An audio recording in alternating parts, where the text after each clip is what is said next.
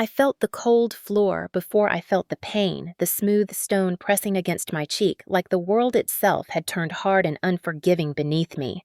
My vision blurred at the edges as I tried to understand how I ended up on the ground of my own living room, the living room of the new $3 million house I had fought so long to afford. For a second, I wondered if I had slipped, if maybe the shock in my bones was just a clumsy accident, but the memory struck me as sharply as the table edge had struck my head. I had been pushed not lightly, not accidentally, but with the kind of force that comes from anger that has been simmering for years. My father stood only a few feet away, breathing heavily, his chest rising and falling in a harsh rhythm that matched the trembling in my hands. The expression on his face was not one I recognized. It was twisted and dark, something heavy and cruel replacing every warm memory I had of him. I tasted fear in the back of my throat, and it felt foreign because I had never associated fear with him, not once in my entire life. Elaine hovered behind him, letting out exaggerated sobs that shook her shoulders in an almost theatrical way. She pointed at me with a trembling hand and cried out in a voice soaked with fake distress, saying she attacked us first, as if the world needed to hear her lie before I could even push air back into my lungs. Her tone was so perfectly rehearsed that if I had not known her manipulations for years, I might have believed she was scared instead of scheming.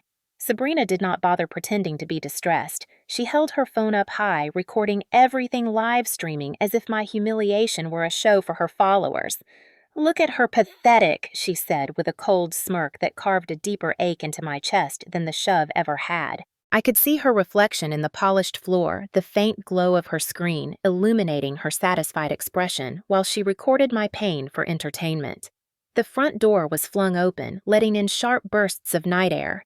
I heard neighbors murmuring outside, drawn by the shouting and the chaos my family had dragged into my new, peaceful neighborhood. Their silhouettes hovered on the edge of my driveway, framed by porch lights, their curiosity mixing with concern in a way that made my stomach twist.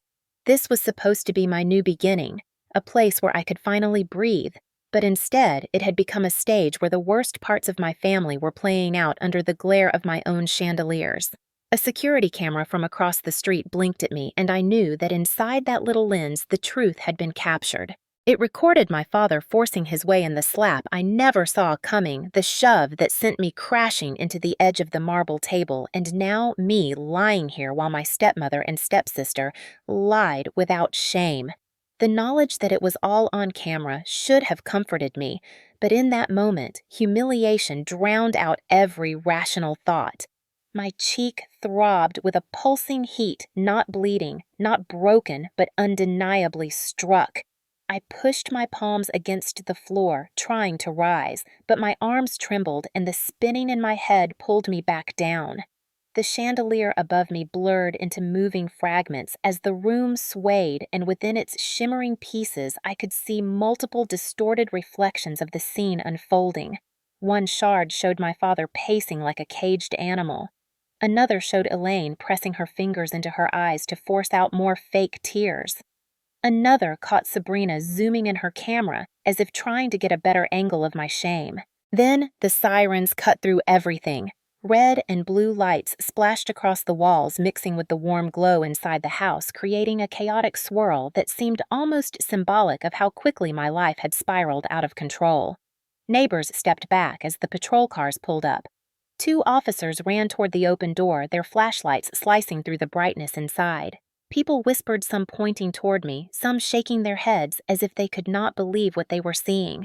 And I lay there, my entire body heavy with the realization that my own family had turned me into a public spectacle. The officers shouted for everyone to step away as one of them moved toward me. His voice echoed distantly steady and firm, grounding me in the moment even as my thoughts scattered.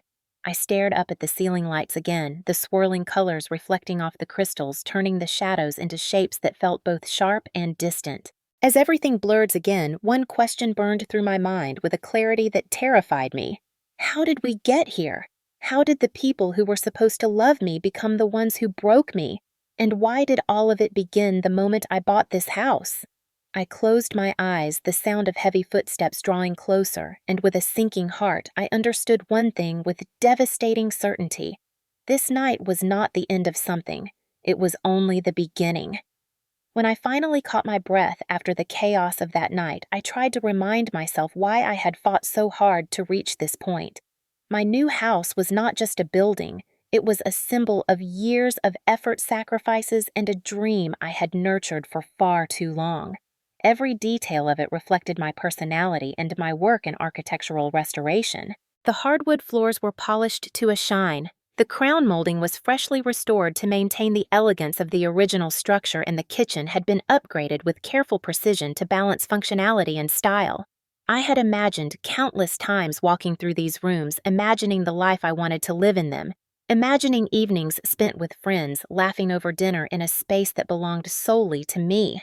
I wanted a home that was mine, a sanctuary where I could set my own rules, make my own decisions, and finally feel the independence I had craved for years. But owning a house in a wealthy neighborhood in Scottsdale came with its own pressures and judgments, and I had hoped that my family would at least acknowledge the accomplishment, even if they could not share in my excitement.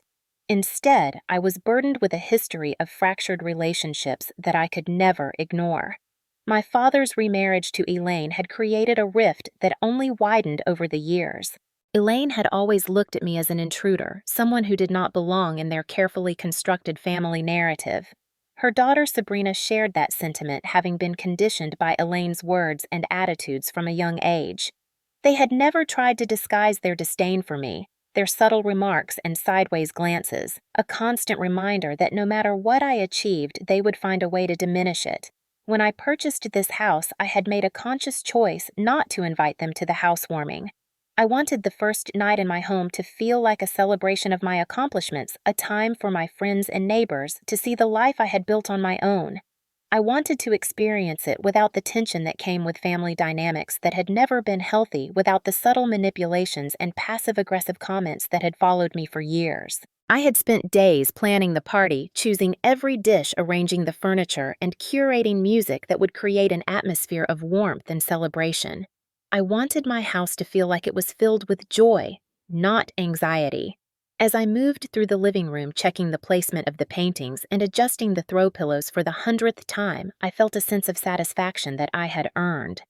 The sun had begun to dip behind the mountains, casting long shadows across the polished floors, and the smell of fresh flowers mingled with the aroma of baked bread. It was a moment that could have been perfect if it had not been for the ever-present reminder that my family's presence was unpredictable and often unwelcome.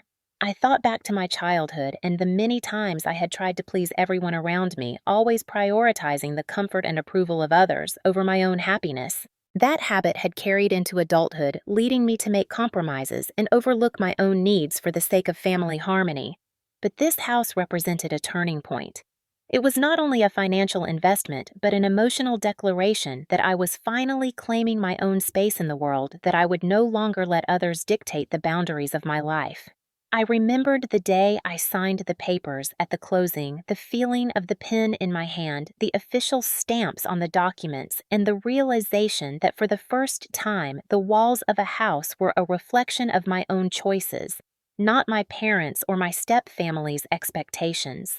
That feeling of liberation was intoxicating, yet it carried with it the undercurrent of tension I had grown accustomed to in my family. I knew that Elaine and Sabrina would eventually find out about my purchase, and the thought of the inevitable confrontation weighed on me even as I tried to immerse myself in the excitement of the housewarming preparations. I sent invitations to a few close friends who I trusted to provide support and encouragement. They were people who had witnessed my struggles and achievements over the years, and their presence meant more to me than any family approval ever could. I envisioned an evening of laughter, conversation, and a genuine sense of community moments, where I could finally feel proud of the life I had built for myself. I imagined showing my friends the small renovations I had made, the careful attention I had paid to preserving the character of the home while updating it for modern living. I pictured them marveling at the details, understanding the love and effort poured into every corner, and sharing in the quiet satisfaction of a dream realized. Yet even in these moments of planning, I could not escape the gnawing sense that my family's influence would intrude. My father had a habit of making decisions that disregarded my boundaries. Elaine had a talent for manipulation that masked itself as concern, and Sabrina had learned early how to exploit these dynamics to her advantage. I hoped that keeping the housewarming intimate would shield me from that at least for one night. Late in the afternoon, as I finished arranging the last of the refreshments, my phone buzzed with a message from my father. It was brief, but loaded with implication. "We are coming. Do not make a scene." My stomach clenched at those words, the tension I had hoped to avoid tightening like a vice. I knew that once they arrived, the carefully constructed bubble of celebration would be pierced. Despite the anxiety, I forced a deep breath and reminded myself of the principles that had brought me here: preparation, boundaries, and self-respect. I was determined that no matter what they said or did, I would not allow them to diminish the significance of this house or my accomplishment. This house was mine. My life was mine. And for the first time, I had a tangible representation of my independence. I could not let fear or past wounds rob me of that reality. I tried to focus on the small joys, the laughter of my friends as they arrived, the clinking of glasses, and the warmth in the air. The sun had nearly set, casting golden light across the rooms, highlighting the textures of wood and stone I had chosen with care. I could almost forget the looming threat, almost believe that this night could be mine entirely. But the message lingered in the back of my mind, a premonition of the chaos that was about to unfold. The house that I had so carefully curated to represent freedom and accomplishment now felt fragile, as if the walls themselves were bracing for conflict. Every sound outside the windows, every footstep on the porch carried the possibility of disruption. I found myself listening more closely, anticipating the moment when my world would be invaded, when my family's pattern of control and disregard for my boundaries would reassert itself. I tried to focus on my friends and the beauty of the house, clinging to the sense of triumph that had brought me to this point, but deep down, I knew that the true test of my independence and the value of this home had not yet begun. The calm of this new chapter was only temporary, a fragile veneer over the storm that my family was about to bring crashing down. And as the final minutes of sunlight faded, I could feel a knot of tension tightening in my chest, a warning that the events of this night would mark the first irrevocable step in a series of challenges that would define not just the house, but my very sense of self and my ability to protect the life I had worked so hard to build. The evening had started with laughter and warmth, the kind that comes from people who genuinely celebrate your achievements, but all of it began to fracture the moment the front door swung open without warning. My father stepped in first, his expression unreadable, a mask of control that barely hid the undercurrent of anger I had glimpsed in his text message. Behind him, Elaine glided in as if she owned every inch of the house. Her head held high, a forced elegance that seemed designed to dominate the space and assert her authority. Sabrina followed closely, her eyes scanning the room with a mixture of disdain and amusement, taking in the furniture, the walls, and the details I had painstakingly arranged as though she were appraising someone else's life and finding it laughably inadequate. Their arrival immediately shifted the energy of the room.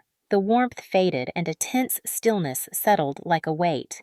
My friends glanced at each other uneasy, sensing the change in atmosphere. I felt my stomach twist, a tight knot forming as I tried to maintain my composure while my family treated my home as if it were theirs.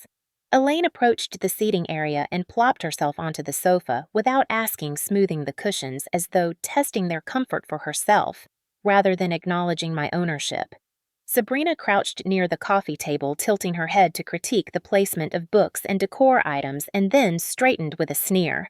Her eyes locked on the wall where I had hung a series of framed architectural sketches, and she said, loud enough for the people closest to hear, "Really, this color, it's so outdated.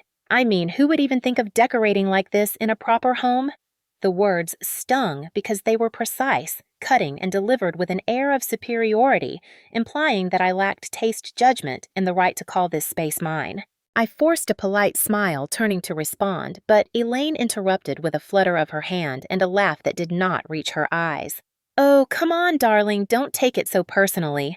We are just trying to help you see things differently," she said, her voice syrupy, sweet, but hollow. I clenched my fists under the table, resisting the urge to remind her that the house was mine and that I had made every choice consciously and intentionally. My father, standing near the doorway, seemed to find amusement in their comments, his smirk making my stomach churn. Instead of defending me, he nodded slightly, as if to validate their right to belittle my work and my home. My friends looked shocked, some exchanging silent glances, unsure of whether to intervene. I felt my chest tighten and a flush of heat rise to my face, the embarrassment and frustration swirling together in a powerful mix. The more I tried to ignore their presence, the louder and more deliberate their actions became. Sabrina leaned against the wall, arms crossed, and muttered under her breath, but just loud enough for me to hear, "Daddy will get this house on his name someday. This is just temporary for her. She will never know real control." The words were like a knife twisting in my chest, revealing not just disdain, but an insidious plan to undermine the very independence I had fought so hard to achieve. I wanted to confront them to demand respect, but I was acutely aware of the social context. This was my housewarming, and I did not want to create a scene that would embarrass my friends or make the situation even more volatile. I breathed slowly, trying to calm the rapid pounding of my heart. I reminded myself that every detail of this home was mine, that I had worked for years to claim it, and that no matter what they said, their opinions did not define my achievements. Elaine, sensing that her words had landed, leaned closer to Sabrina and whispered something with a smirk, making her laugh softly. I could not hear the words, but the expression on their faces told me that it was cruel mocking and meant to unsettle me further. My father's eyes scanned the room, pausing on each friend, a subtle reminder that he was the ultimate authority and that he approved of the disruption they had caused. I felt my muscles tense, my mind racing to find a way to regain control without escalating the situation. Each comment, each gesture, each laugh at my expense chipped away at the sense of calm I had built, and I realized with a sinking feeling that this was only the beginning. The room had become a theater of humiliation, and I was the unwilling star. I tried to redirect the conversation, speaking to my friends, pointing out the renovations and the choices I had made with pride and care, hoping to draw the focus back to the beauty of the space rather than their criticism. Some friends nodded politely, but the tension remained thick in the air. I could feel their eyes on me watching to see if I would falter, to see if I would lose control. Elaine leaned in toward my father and whispered something that made him chuckle, and I realized with a jolt that they were working together, orchestrating this performance to unsettle me and to assert dominance over a space that was legally and emotionally mine. Sabrina stood now, adjusting her phone to continue streaming, and in a voice that carried just enough for the group near the sofa to hear, she said, "I just do not understand why anyone would let her live here alone. It is a house with value and prestige.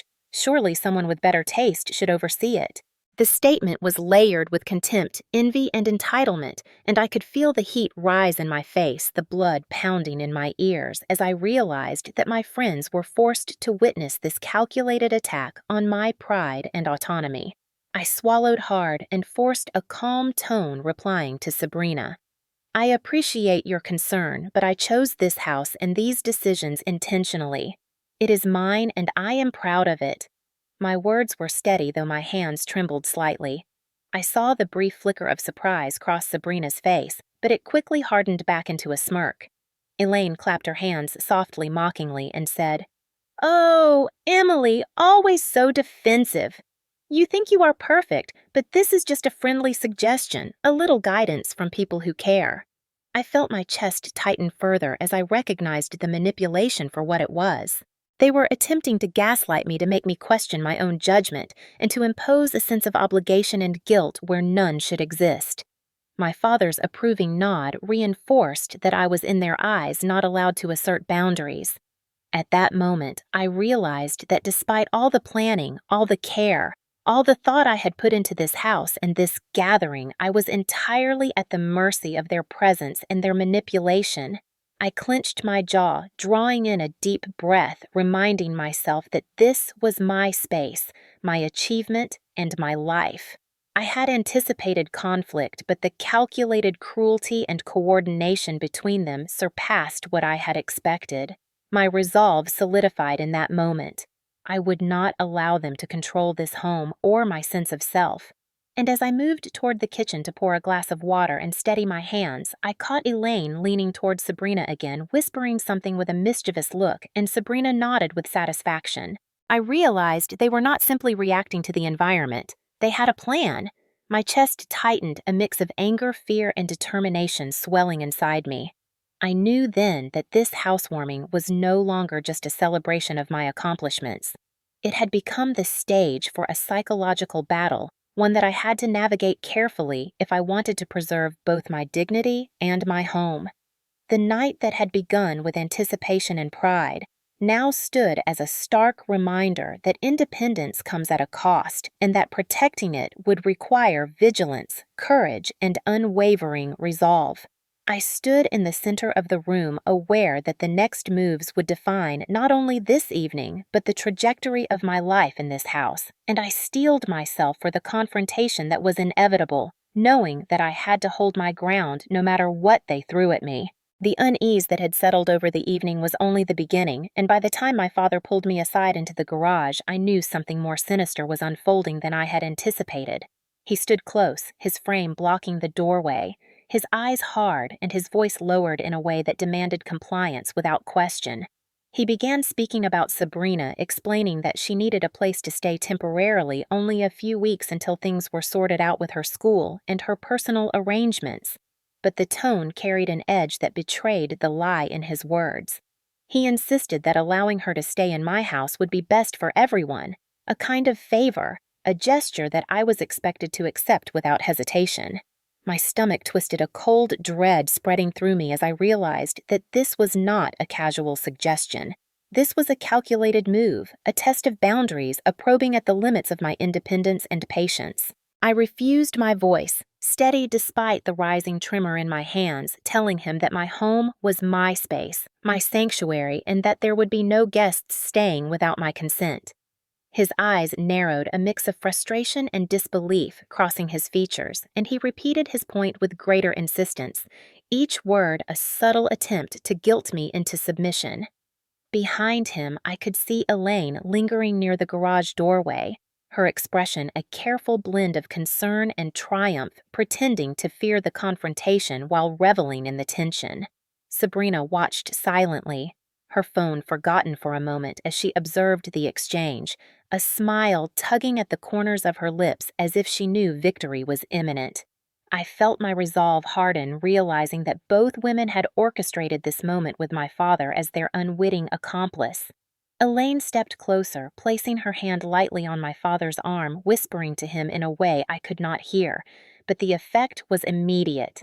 He hesitated, looked at me with what appeared to be doubt, and then squared his shoulders again, his insistence that I comply becoming more forceful. Sabrina finally spoke, her voice pitched with mock vulnerability, saying that she would have nowhere to sleep and that it was unfair for her to be left without assistance, implying that the responsibility was mine alone. The air was thick with manipulation, and I could feel the pressure mounting, the old patterns of coercion, guilt, and emotional leverage that had plagued my family for years pressing against my chest. I stood my ground, refusing to yield, my voice firm as I stated unequivocally that no one would be staying in my home against my will. Elaine's faux tears did nothing to sway me. In fact, they sharpened my resolve, reminding me of the many times in my past that I had let appearances and false narratives dictate my actions to my own detriment. My father's expression darkened, and I realized that the situation had escalated beyond mere discussion. The air between us seemed to tighten, charged with the silent threat of what might come next. Elaine and Sabrina exchanged a glance. Their plan laid bare in that moment, their eyes glittering with anticipation. It was no longer about Sabrina needing a place to stay. It was about control possession and asserting dominance over a space that legally and emotionally belonged to me. My body tensed as I considered the implications, the way they had aligned their tactics with my father's complicity to test, undermine, and erode my autonomy. The garage, which had once felt like a place of transition and work, now became a chamber of judgment, a stage where my refusal to comply would be scrutinized, challenged, and perhaps punished. I could feel the weight of their expectation pressing down on me, demanding capitulation, threatening my sense of safety, and yet I stood resolute. Every instinct in me screamed to protect what was mine, to assert that my accomplishments, my boundaries, and my home were not subject to their manipulation. The confrontation stretched on in tense silence, punctuated by Elaine's sighs and Sabrina's soft murmurs, each carefully calculated to pressure me. My father stepped forward, attempting to sway me using a mixture of reason and veiled threat, suggesting that my refusal could have consequences for our family relationships, implying that my disobedience would result in discord that I should feel guilty for causing. I drew a deep breath and let it out slowly, grounding myself in the certainty that I was not wrong, that my house, my life, and my choices were mine alone. The moment crystallized the reality I had been avoiding, that the women and my father had coordinated their actions, that this was not about immediate need, but about asserting control, testing the limits of my will, and challenging the independence I had so painstakingly built. I looked at them both, noting Elaine's feigned worry, the calculated angle of her head, and Sabrina's sly smile, and I realized that every detail had been staged to provoke a reaction, to push me towards submission, to make me feel isolated and inadequate. My heart pounded as I felt a surge of anger and clarity intertwine, a recognition that while they might attempt to undermine me in the moment, they could not own what I had worked for. They could not take from me the sense of self that had been nurtured through years of struggle and achievement. I spoke again, my voice unwavering, telling my father that his cooperation in this scheme was misplaced, that no manipulation or plea could change the fundamental fact that this was my home and my rules. Elaine's expression flickered for a moment, a microsecond of genuine surprise before she recovered, smoothing her voice into soothing tones, as if trying to re-establish the pretense of civility. Sabrina's smile hardened, and I could see the calculating nature of her gaze weighing my reaction, measuring my resistance against the confidence she had gained from years of observing my family dynamics. The tension in the air was palpable, electric, with the unspoken question of what each party would do next, and I recognized that this encounter would set the precedent for every interaction to follow. Finally, after what felt like an eternity, compressed into mere moments, my father and the two women stepped back, their faces a mixture of frustration, satisfaction, and calculation. Their eyes lingered on me, a silent promise that this battle was far from over, that the plan to assert their dominance and claim space in my life had only begun. I watched them retreat toward the main house, their movements deliberate, and felt a chill run through me, a recognition that the coming days would require vigilance, courage, and unwavering adherence to my principles. This was no longer a casual disagreement. It was a direct challenge to my autonomy, my achievements, and my sense of security. And as I closed the garage door behind them, the echo of their departure reverberated through the empty space, leaving me with the stark realization that my home, which I had envisioned as a sanctuary, had become the stage for a conflict that would test every ounce of resilience I had cultivated over my life. I stood in the middle of the garage, hands on my hips, heart still racing, aware that the true nature of their intentions had been revealed, that the pretense of concern and need had been stripped away, leaving nothing but a calculated plan to assert control over my home and my life. The air felt heavy, charged with the anticipation of the next move, and I knew with certainty that I had to remain vigilant, steadfast, and unyielding, because the assertion of my independence, the protection of my property, and the defense of my personal boundaries would determine the outcome of a struggle that had only just begun, and would shape the course of my life within these walls in ways I could not yet fully comprehend. The next afternoon, after a restless night of barely sleeping and replaying every detail of the garage confrontation over and over in my mind, I returned from work to a sense of unease I could not shake. My hands were still slightly trembling as I fumbled with my keys, the familiar jingle sounding unusually loud in the quiet street. Something felt off the moment I stepped onto the porch, though at first I could not place it. The door, which I had carefully locked before leaving, was slightly ajar, a thin sliver of shadow visible in the crack where the latch should have held it firm. I froze, the instinctive caution that had always been sharpened by past experiences kicking in immediately. My breath hitched as I approached, carefully testing the handle, and found that it was not secure in the way I had left it. A chill ran down my spine, a cold surge of awareness that someone had been inside while I was away. I swallowed hard, forcing myself to remain composed, reminding myself that I had lived in this neighborhood long enough to know that sometimes mistakes happen, that perhaps I had simply not latched the door fully. But the weight of recent events, the confrontation with my father and the women the night before, made that explanation seem improbable. I hesitated before stepping inside, scanning the entryway and listening for any sound that might indicate movement. The living room appeared untouched at first glance, but my eyes quickly caught subtle displacements. A throw pillow slightly askew, a book not in its usual position, the faint scent of perfume that did not belong to me. My heart raced as I realized the truth. Someone had been inside my home, someone with familiarity, someone bold enough to invade my sanctuary while I was absent. I moved slowly, cautious not to make a sound, my mind calculating the possibilities. I had security cameras installed, and I immediately thought to check the footage, knowing that the evidence could tell me who had crossed the line.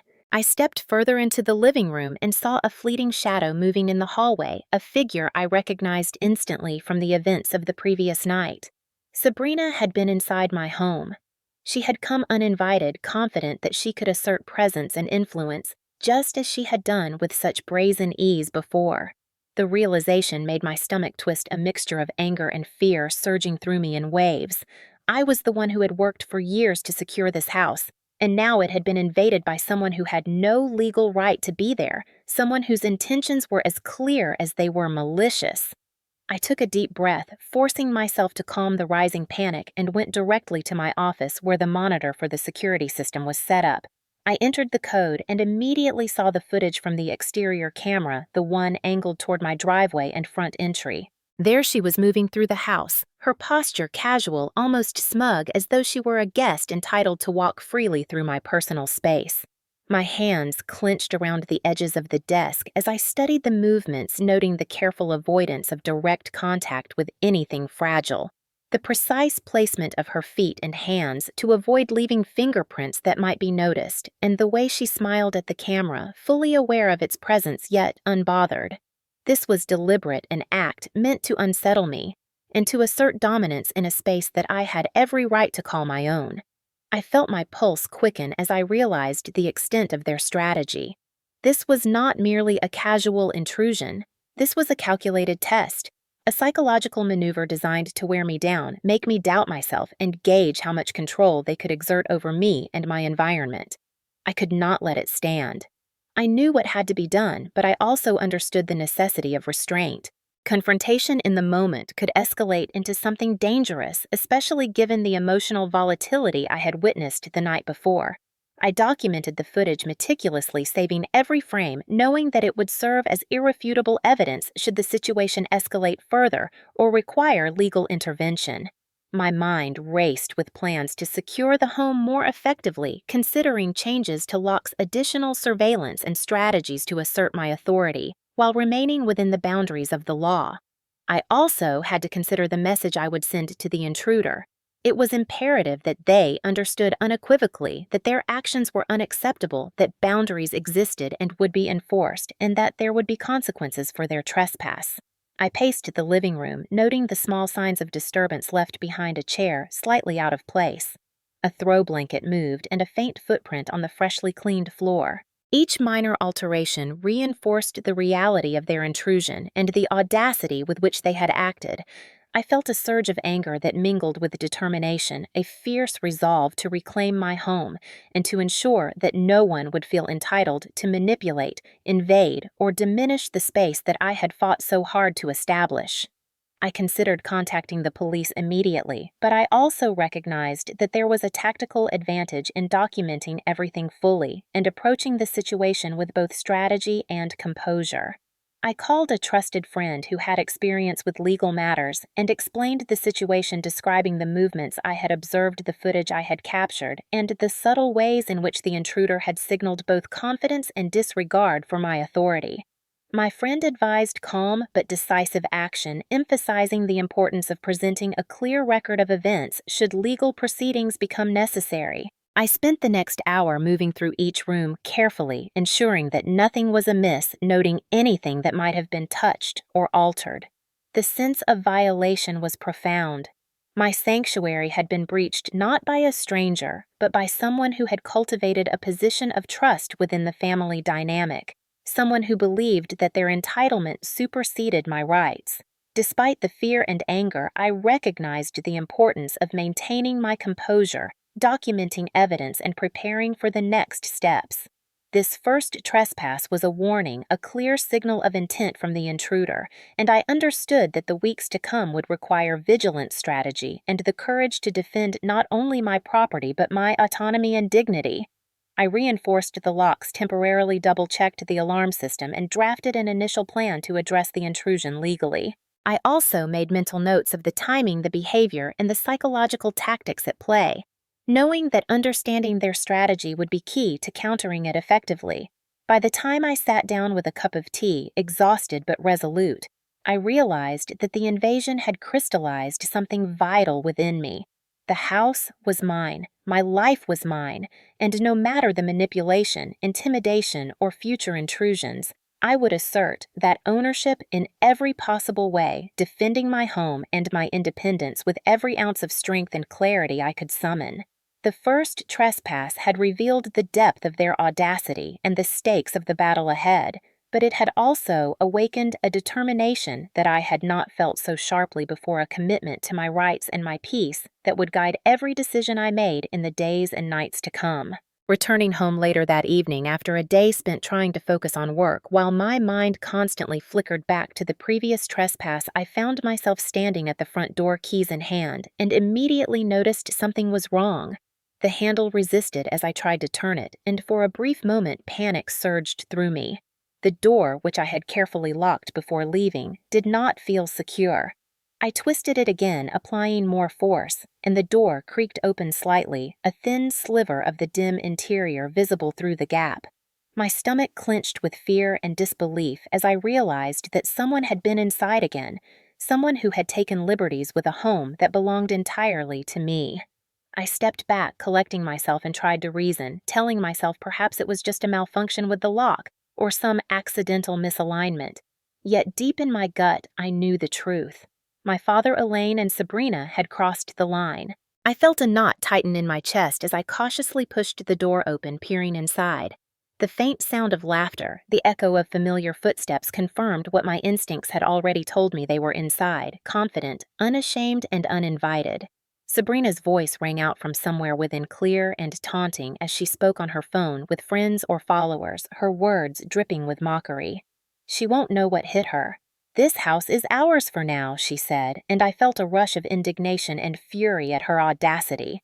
Elaine stood near the entryway, her posture carefully neutral, hands clasped as if she were merely passing by, but her eyes followed me, gleaming with calculated expectation.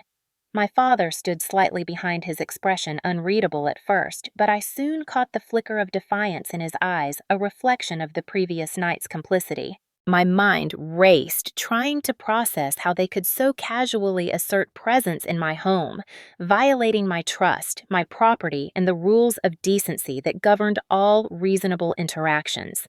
I stepped further into the house, calling out their names, my voice steady though my pulse raced.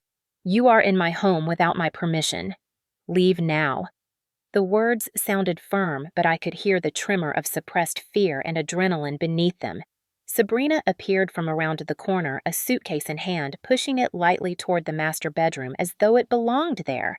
Elaine followed, smiling faintly, her voice syrupy as she added, "We are just trying to help. You have nothing to worry about. We only want a temporary stay." I felt my hands tighten into fists at my sides, the polite tone in their voices only fueling my anger. This was not help. This was an assertion of dominance, a deliberate test of my resolve, and a blatant challenge to my authority over my own home. I stepped closer, standing firmly in the hallway, and repeated my demand. "No one is staying here. I am calling the police if you do not leave immediately." I wanted to convey absolute certainty, leaving no room for negotiation or manipulation. Sabrina rolled her eyes, the smirk on her face widening, and responded as if the words were meant to tease, to provoke. "You're overreacting. Everyone knows we are part of the family. What is the big deal?" Elaine added a soft plea, her tone feigning concern, attempting to wrap guilt around my resolve. "Emily, please, we just want to be together for a little while.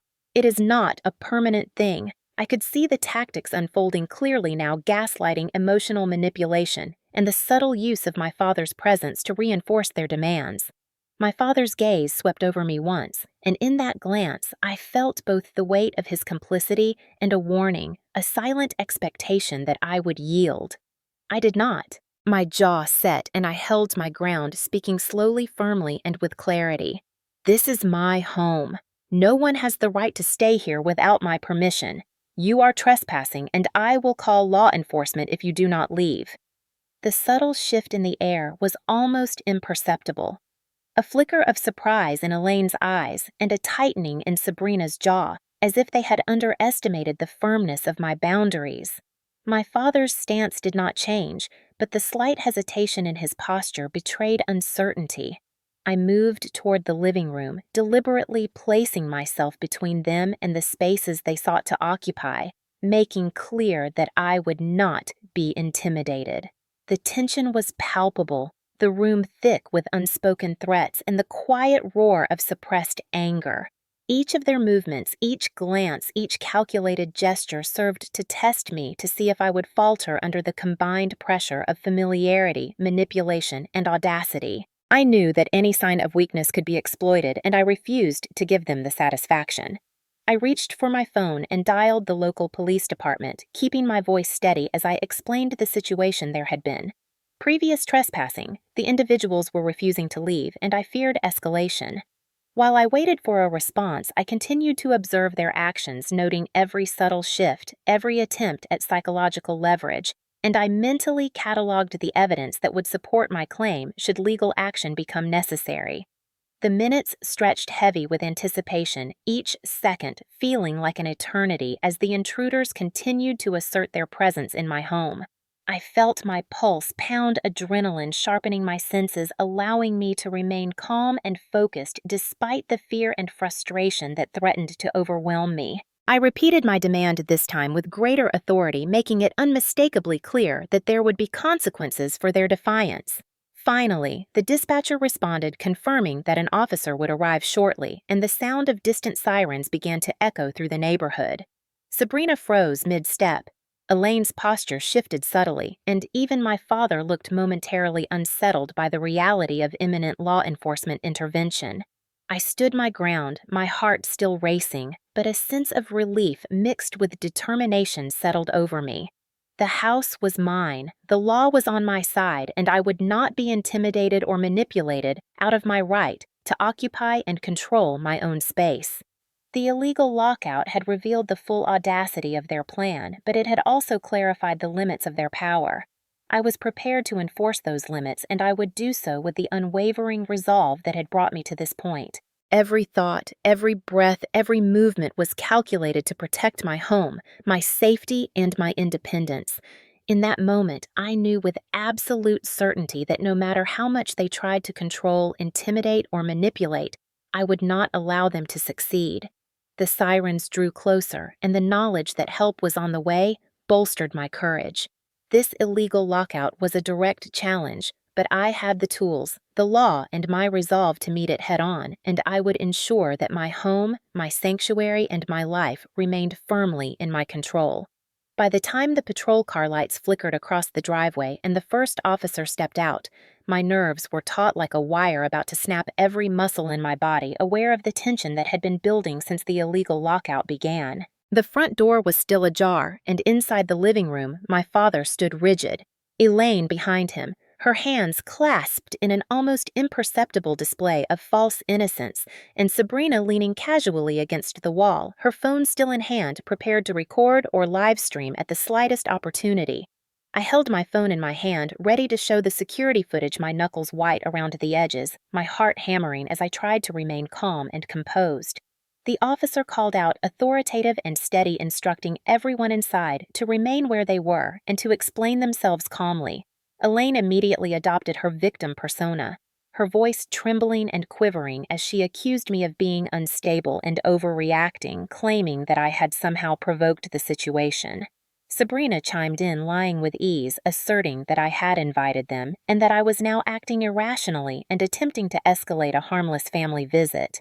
I felt a wave of frustration, anger, and disbelief crash over me. I had prepared meticulously for every possible outcome, yet their brazenness never ceased to shock me. The officer approached a notepad in hand, asking for names and identification. I provided mine calmly, keeping my voice steady, even as I glanced toward my father and the women, knowing that the footage and the documentation of their trespass would speak for themselves. My father shifted uncomfortably under the officer's gaze, a subtle sign of uncertainty, replacing the arrogance that had guided his actions just moments before. Elaine's theatrical distress faltered slightly, and Sabrina's smile wavered for the briefest of moments as the authority of law intruded into the bubble of their confidence. The officer turned to me and asked me to explain the situation from the beginning, and I did, recounting the events leading up to the illegal lockout, describing the previous trespass, the threats, the refusal to leave, and the intimidation I had endured. I detailed the movements caught on the security camera, emphasizing that this was not a casual family disagreement, but a deliberate act of trespassing and harassment. The officer listened intently, jotting notes, and at one point asked me to show the footage. I handed over the phone, and as the small screen displayed, Sabrina moving through my house, smiling and recording Elaine's face, paled, and even my father looked away, clearly disturbed by the undeniable evidence of their actions. The officer's expression remained professional but firm, and he addressed the three intruders with authority, informing them that their actions constituted trespassing and that they were required to leave immediately. Sabrina tried to speak to assert some version of the truth as she claimed it, but the officer raised a hand, signaling her to remain silent. My father's voice rose slightly, a mixture of anger and incredulity, insisting that they had a right to be there and attempting to leverage familial ties as justification. The officer's response was clear, concise, and unwavering. Legality superseded personal relationships, and no claim of entitlement could override my property rights. The atmosphere in the living room was electric tension, crackling in every glance exchanged, every word spoken. I felt a mixture of relief and lingering anxiety, knowing that the immediate threat was being addressed, but also aware that their intent to manipulate and provoke had not dissipated. Sabrina muttered under her breath that they would return a declaration that was both a warning and a challenge. I clenched my jaw, internalizing her words, but refusing to let them dominate my thoughts or shake my confidence. The officer stayed on the scene, ensuring that they gathered their belongings and exited all while explaining the potential consequences should they return without my consent. Elaine attempted one last appeal, a soft, pleading voice trying to invoke pity and manipulate emotions, but the officer maintained his composure, reiterating the legal obligations and consequences. My father's face darkened as he realized that authority would not bend to familial pressure, and the smirk that had once defined his stance faltered, replaced by the subtle tension of having his actions scrutinized and held accountable. As they moved toward the door, the officer accompanied them to ensure compliance, and I watched every step, aware of how significant this intervention was. For the first time since the illegal lockout, I allowed myself a brief exhale, a fleeting moment of relief tempered by the knowledge that this confrontation was only one stage in a longer battle for autonomy, safety, and respect. My friends, who had been quietly observing, stepped closer, their presence a comforting reminder that support and solidarity existed even amidst family betrayal and manipulation. The police cleared the house, ensuring that no further violations occurred in that moment, and I felt a shift, subtle yet powerful, in the energy of the home. It was still my space, still my sanctuary, and for the first time that evening, I could imagine walking freely without immediate threat of intrusion. Yet in the recesses of my mind, I understood that the challenges had only begun, that the people who had trespassed were unlikely to abandon their plans, and that vigilance documentation and steadfast boundaries would be required to maintain the safety and integrity of my home. The standoff had demonstrated the limits of their power in the presence of law and the undeniable protection provided by my rights as a homeowner. It also reinforced the critical importance of remaining composed, strategic, and unwavering in the face of intimidation and manipulation. As I closed the front door behind the departing officer and the intruders, I felt a mixture of relief, exhaustion, and determination. Relief that immediate danger had been mitigated, exhaustion from the emotional and psychological strain of confronting my father and the women, and determination to ensure that this home, my sanctuary, would never again be violated. The house had been a stage for manipulation, a theater for cruelty, but the presence of law enforcement had reminded all parties of boundaries, accountability, and consequences. I moved through each room, noting the subtle disruptions caused by their presence, reaffirming in my mind the importance of vigilance and mentally preparing for the measures I would need to take in the coming days. The living room, once filled with laughter and pride, now held the echoes of confrontation. But the reality that I had stood firm, called on authority, and protected my home filled me with a quiet sense of empowerment. I knew that this was not the end of the challenges ahead, but I also knew that I had demonstrated resilience, assertiveness, and the capability to enforce my rights. That night, as I walked through the house, turning on lights and checking locks, I reflected on the lessons learned, the importance of boundaries, the necessity of clear evidence, and the strength that comes from standing firm when others attempt to undermine you. The police standoff had not only reaffirmed my authority over my home, but also solidified my confidence in my own judgment, my ability to confront manipulation, and the knowledge that legal protections existed to ensure my safety and the sanctity of the space I had earned. The events of the evening left a deep impression, a reminder that while trust could be exploited, preparation, documentation, and unwavering resolve could protect me and my home. In that moment, standing in the center of the living room, I understood that my independence was not just a concept, but a tangible reality I could defend, and that my life in this house, though challenged, remained firmly under my control, awaiting the next steps necessary to secure it fully. After the police left and the intruders were escorted from my house, a heavy stillness settled over the rooms, an uneasy quiet that felt fragile as though at any moment it could shatter. I moved through the living room, touching the surfaces that had been disturbed, adjusting the pillows, straightening the books, and smoothing the rugs, each action a small attempt to reclaim a sense of normalcy and control. The adrenaline from the standoff had begun to ebb, leaving in its wake a mixture of exhaustion and lingering tension. I could feel the weight of what had happened pressing down on my chest, the violation of my home, the betrayal from my father, the audacity of Elaine and Sabrina, all lingering like an invisible fog in the air. I sank into the sofa, wrapping a blanket around my shoulders, and tried to breathe to calm the rapid beating of my heart, but the quiet was deceptive. Outside, the streetlights flickered against the driveway, casting long, distorted shadows through the windows. I knew the calm was temporary. The patterns of my family's behavior had proven that disruption and manipulation were their default state. The lingering anxiety was almost physical, a tight knot that refused to release as I sipped a glass of water and tried to focus on mundane tasks, anything to convince my mind that the home I had fought for was once again a sanctuary. My phone buzzed incessantly on the coffee table, a constant reminder that the storm was not over. Messages from my father appeared brief and insistent, alternating between accusations and false concern. He claimed that I had embarrassed the family, that my actions against Elaine and Sabrina were cruel, and that I had overreacted to what was in his mind a simple misunderstanding. Each message cut through the fragile peace I had built in the house, rekindling the frustration and fear that had been simmering all day. Elaine sent voice notes, her tone dripping with feigned innocence and concern, describing herself as distressed, fragile, and deserving of my sympathy. Sabrina updated her social media posting, vague complaints about being mistreated, painting herself as the victim in the narrative that I had become the antagonist.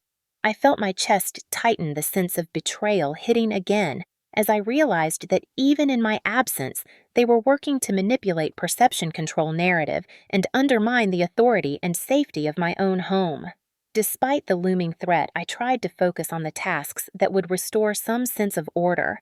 I moved through each room, inspecting the doors and windows, checking locks, and confirming the functionality of the security system. Each adjustment was a small victory, a way to assert control and reclaim the home that had been invaded. The routine tasks were grounding, providing a temporary reprieve from the emotional turmoil, but I knew that the peace was illusory. The evening stretched on with only the soft hum of the refrigerator and the occasional distant sound of traffic to break the silence, yet my mind raced with possibilities of what might come next. The calm felt precarious, as though the next storm was merely waiting for the perfect moment to strike. I walked through the kitchen organizing dishes and utensils as though the simple act of arranging objects could anchor me amidst the uncertainty. The physical work was soothing, yet every creak of the floorboards, every shadow shifting in the corner of my eye, reminded me that vigilance was necessary, that complacency could invite further intrusion. I reflected on the events of the previous days, the escalation from subtle manipulation to outright trespass, and finally to the illegal lockout and police involvement. The progression of their actions revealed a pattern, a calculated test of boundaries designed to wear down my resolve, and I knew that I could not allow it to continue unchecked.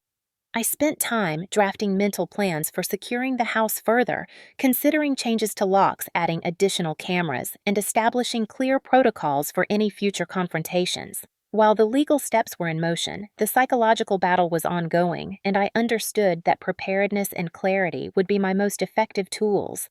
My thoughts drifted briefly to my friends who had witnessed some of the intrusions, their quiet support a comforting presence despite the chaos.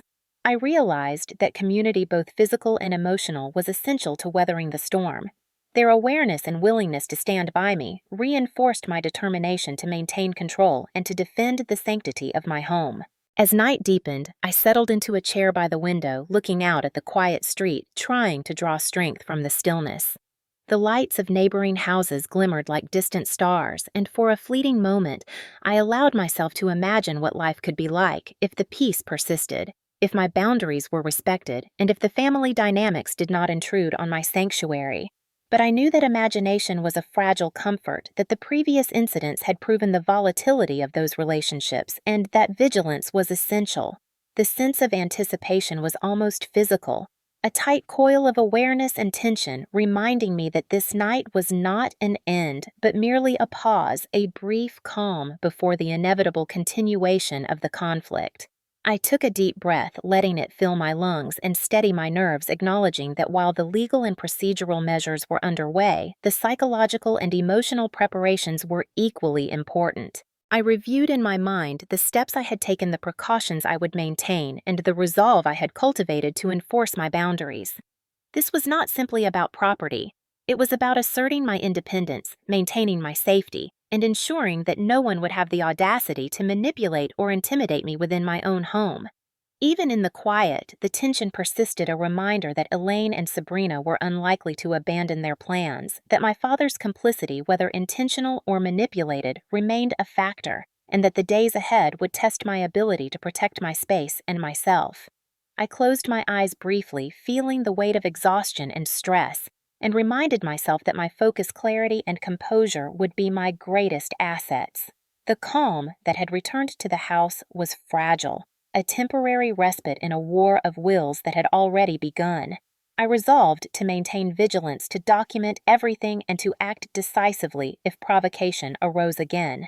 This quiet moment, though deceptive, allowed me to plan, to prepare, and to strengthen my resolve, knowing that the storm would return, and I would need every ounce of courage, intelligence, and determination to confront it. As I sat there listening to the soft hum of the night, I understood that the calm was a necessary interlude, a brief opportunity to gather strength and clarity before facing the challenges that were inevitable. It was a moment to breathe, to reaffirm my autonomy, and to steel myself for the continued battle to defend my home, my independence, and my peace of mind against those who sought to undermine all that I had worked to build. Late that night, the fragile calm of my home was shattered by the sound of a heavy knock on the front door, each strike resonating through the empty rooms and sending a shiver of apprehension down my spine. My heart raced as I approached cautiously, my mind instantly recalling the previous incidents, the police intervention, and the documentation I had so meticulously prepared. I peered through the peephole and froze. My father was there, flanked by Elaine and Sabrina, all three faces illuminated by the dim porch light, their expressions a mixture of audacity and expectation. The sense of violation was immediate and overwhelming. I stepped back, taking a deep breath, reminding myself of the measures I had put in place: the locks, the alarms, and most importantly, my rights as the homeowner.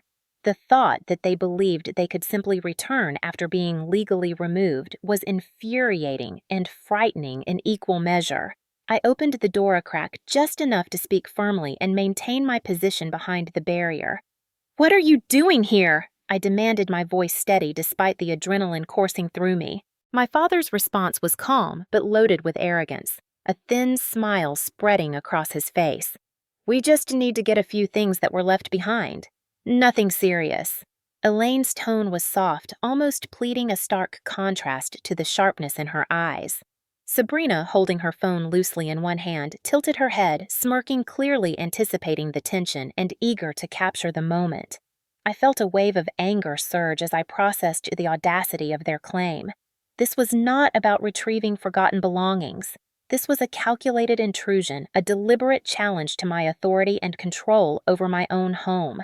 I placed a hand firmly against the doorframe, stepping slightly forward to assert my presence. "You are not taking anything from this house. You are trespassing, and I will call the police again if you do not leave immediately." My father's expression darkened, and with a sudden movement, he pushed past me into the hallway. I stumbled backward, colliding with the edge of the table, the impact sending a jolt of pain through my shoulder and reminding me of the physical vulnerability I faced in this moment. Elaine cried out theatrically. She tried to attack us while Sabrina laughed, the sound ringing with cruel amusement as she filmed my reaction for the phone. I forced myself to steady my breathing, my hands clenching into fists at my sides. I knew that reacting physically could escalate the situation dangerously, but remaining passive felt impossible in the face of such blatant disrespect and aggression. I lifted my voice unwavering and clear, stating again, "You are trespassing. Leave now or the police will be here immediately." Sabrina's smirk faltered only for a moment, replaced by a flicker of calculation as she assessed whether my firmness could be undermined. Elaine's eyes filled with exaggerated worry, her voice quivering slightly, attempting to manipulate the emotions that had always weighed on my father. He hesitated, a flicker of uncertainty crossing his face, but Sabrina stepped forward, phone still raised, adding to the psychological pressure. The standoff in my own hallway felt interminable. A tense pause where every word, gesture, and breath carried weight.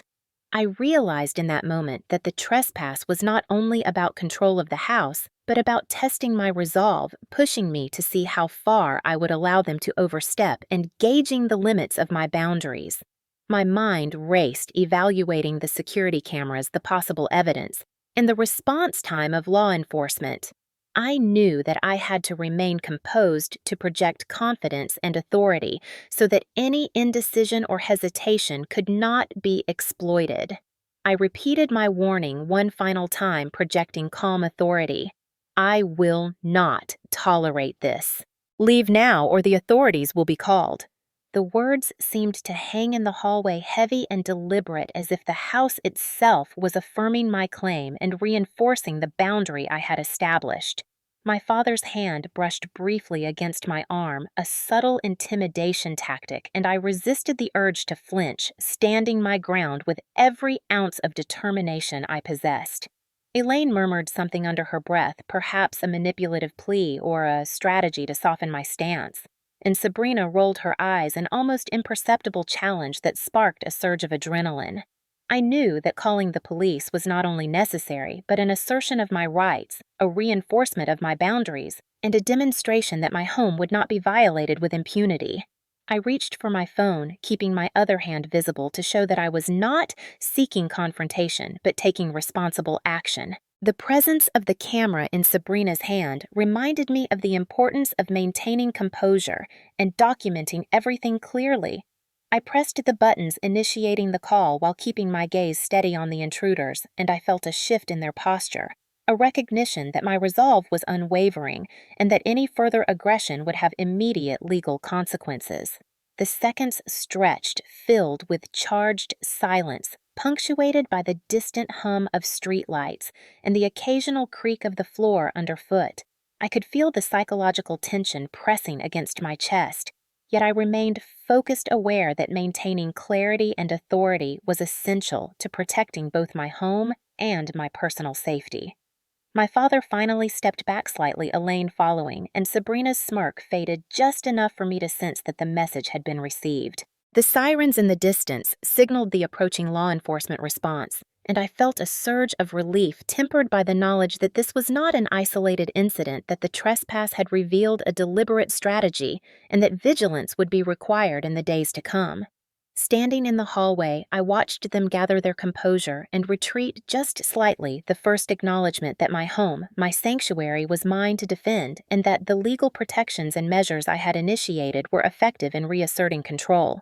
My hands relaxed slightly around the phone, though my mind continued to race with contingencies, reinforcing my awareness that the second trespass was both a warning and a catalyst, a demonstration of intent that would guide my actions as I strengthened boundaries, reinforced security, and prepared for any further attempts to undermine my independence. I knew that while the immediate threat had been mitigated, the events of the night had crystallized the reality of the ongoing struggle, the necessity of vigilance, and the importance of combining legal action documentation and unwavering personal resolve to maintain control of my home and safeguard the life I had built.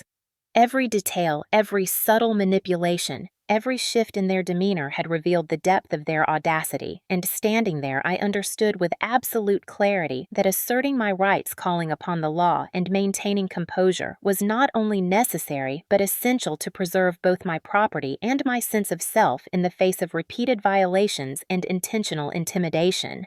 The next confrontation came sooner than I expected, a sudden escalation that left me reeling both physically and emotionally as my father's hand connected sharply with my face. Before I could react, the impact knocking me backward against the edge of the dining table. The force was enough to make my body shudder, sending a jolt through my spine and leaving my vision blurred for a moment, but not enough to cause permanent injury.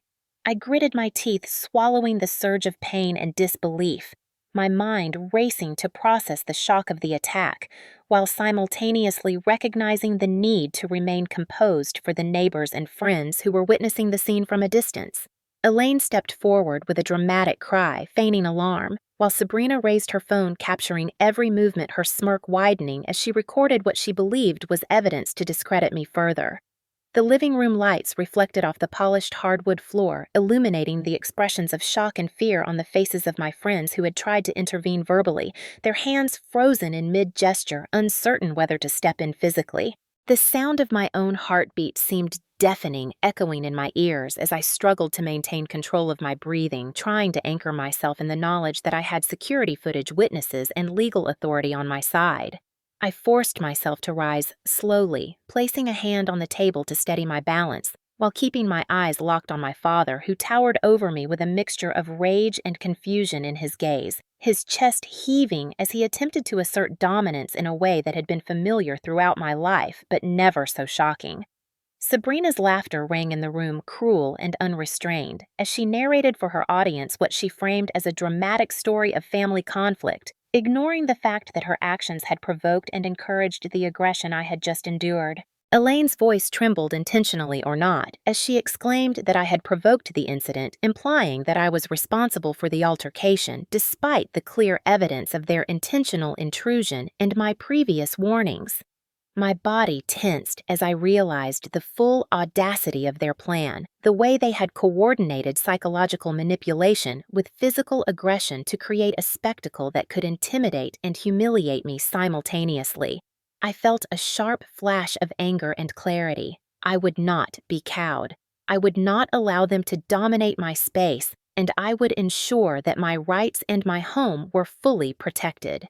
Reaching for my phone, I began to call the police again, this time ensuring that they had all details at the ready, from the earlier trespass to the immediate assault that had just occurred. I spoke quickly, providing names, descriptions, and the specific sequence of events, emphasizing that the assault had taken place in front of multiple witnesses and that the intruders were clearly disregarding previous legal warnings. My friends hovered nearby, offering quiet support, their presence grounding me as I detailed the events in precise, controlled language. The officers arrived swiftly, their uniforms authoritative, their presence immediately altering the dynamics in the room.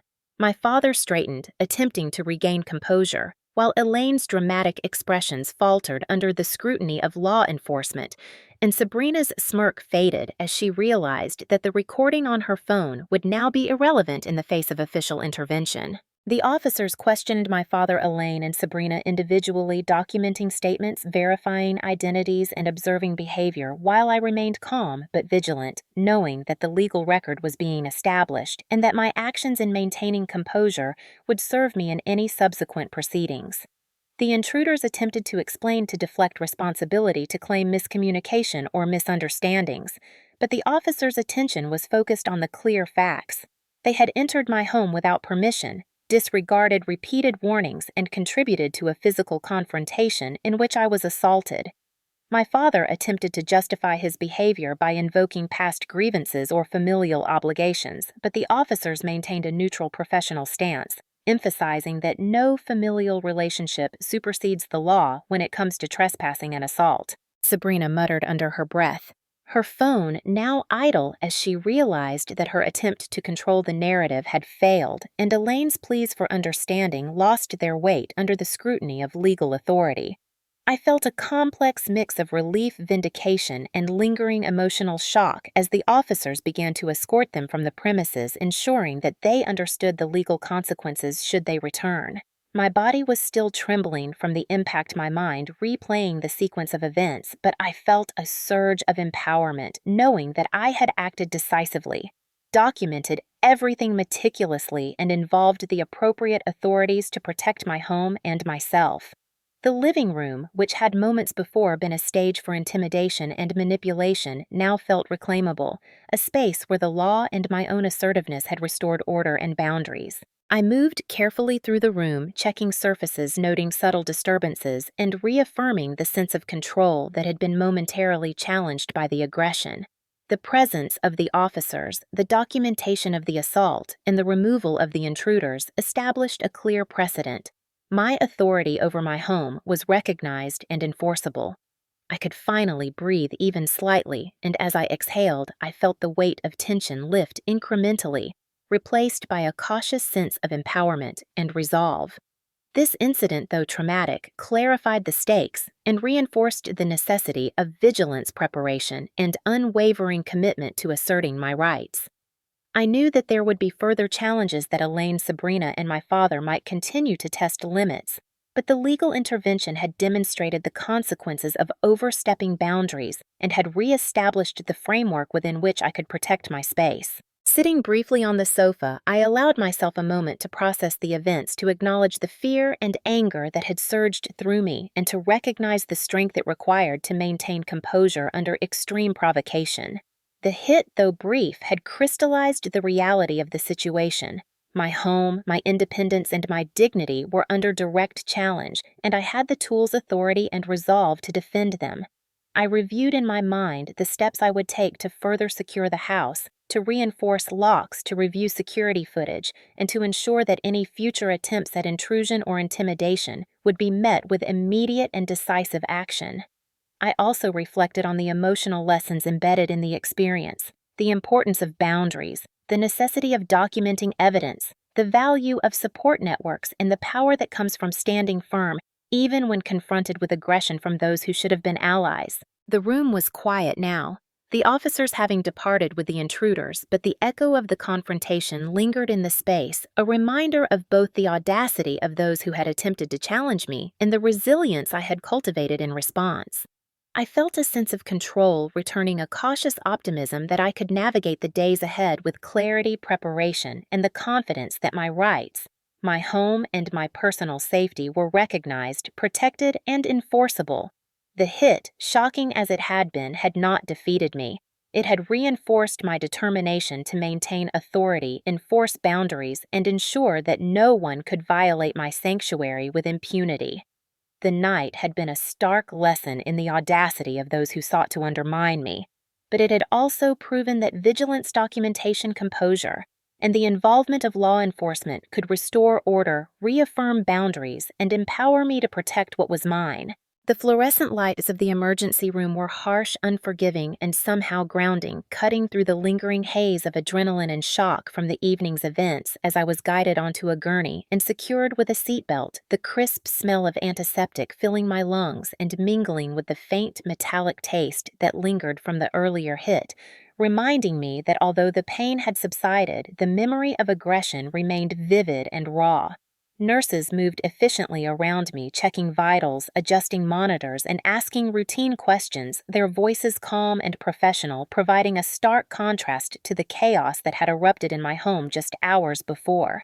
I lay there, my body still trembling slightly, the room buzzing with the low hum of machines and distant conversations, and I realized how profoundly alone I felt despite the presence of medical personnel and the efficiency of hospital protocols. My father, Elaine, and Sabrina had not followed me here, and their absence, though relieving, was a stark reminder that the people who should have protected me or at least cared about my well-being had instead been the source of harm and humiliation.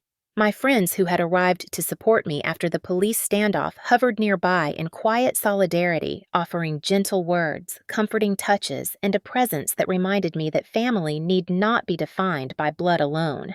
The nurse asked me to describe the sequence of events that had led to my arrival, and I recounted the trespasses, the illegal lockout, the second confrontation, and the hit from my father, emphasizing the emotional and physical impact while keeping my voice steady despite the rapid pulse in my chest. The nurse nodded, typing notes into the computer, her eyes reflecting both concern and professional acknowledgement of the seriousness of the situation, and I felt a strange sense of validation, knowing that my experience was being documented accurately and without bias. The doctor arrived soon after reviewing the vitals and examining me carefully, confirming that while I had sustained a minor concussion and bruising, there was no long-term physical damage, though the emotional trauma was evident in the tension in my shoulders, the tightness in my jaw, and the subtle tremors in my hands. I allowed myself a moment to breathe, feeling the weight of exhaustion and relief intertwine, recognizing that I had survived an assault orchestrated by my own family, and that the immediate danger had passed thanks to my decisiveness and the intervention of law enforcement. As I lay there, I reflected on the pattern of behavior that had brought me to this point. The history of manipulation, disregard for boundaries, and emotional abuse that had permeated my relationships with my father, Elaine, and Sabrina for years. The events of the house, the trespasses, and the hit crystallized a truth that I had long suspected but had not fully acknowledged: that family ties, even those defined by blood or marriage, do not guarantee safety, respect, or support, and that personal boundaries are paramount in maintaining both physical and psychological well-being. My friends offered quiet reassurance, holding my hand or adjusting pillows, reminding me that I was not alone, and that the support I had cultivated outside of my biological family could provide stability, affirmation, and protection in a way that had been lacking within the family unit. The contrast was stark, and I felt a mixture of grief and gratitude, mourning the absence of the family support I had expected while appreciating the chosen family that had been present throughout the ordeal. The doctors and nurses continued their work, adjusting monitors, checking my vitals, and ensuring that I was medically stable, while I allowed my mind to wander through the events that had unfolded. I realized that while the physical impact of the hit could heal, the emotional and psychological ramifications would require vigilance, reflection, and conscious effort to process. I began to acknowledge the patterns of manipulation that had enabled my father, Elaine, and Sabrina to act with such audacity, understanding that recognition was the first step toward reclaiming my sense of agency and reinforcing the boundaries that had been challenged so dramatically. The calm efficiency of the hospital environment provided a temporary reprieve, a structured space in which I could regain composure and begin to consider practical steps for protecting myself, my property, and my autonomy in the aftermath of the assault. I made mental notes of additional security measures, legal documentation, and strategies for preventing future incursions, knowing that preparation and foresight would be crucial in maintaining control over my home and life. As the initial shock wore off, I felt a burgeoning sense of empowerment, a recognition that despite the violence, manipulation, and betrayal, I had the capacity to respond effectively, to assert my rights, and to safeguard my personal space and well-being. The realization was profound. Family is not defined solely by blood.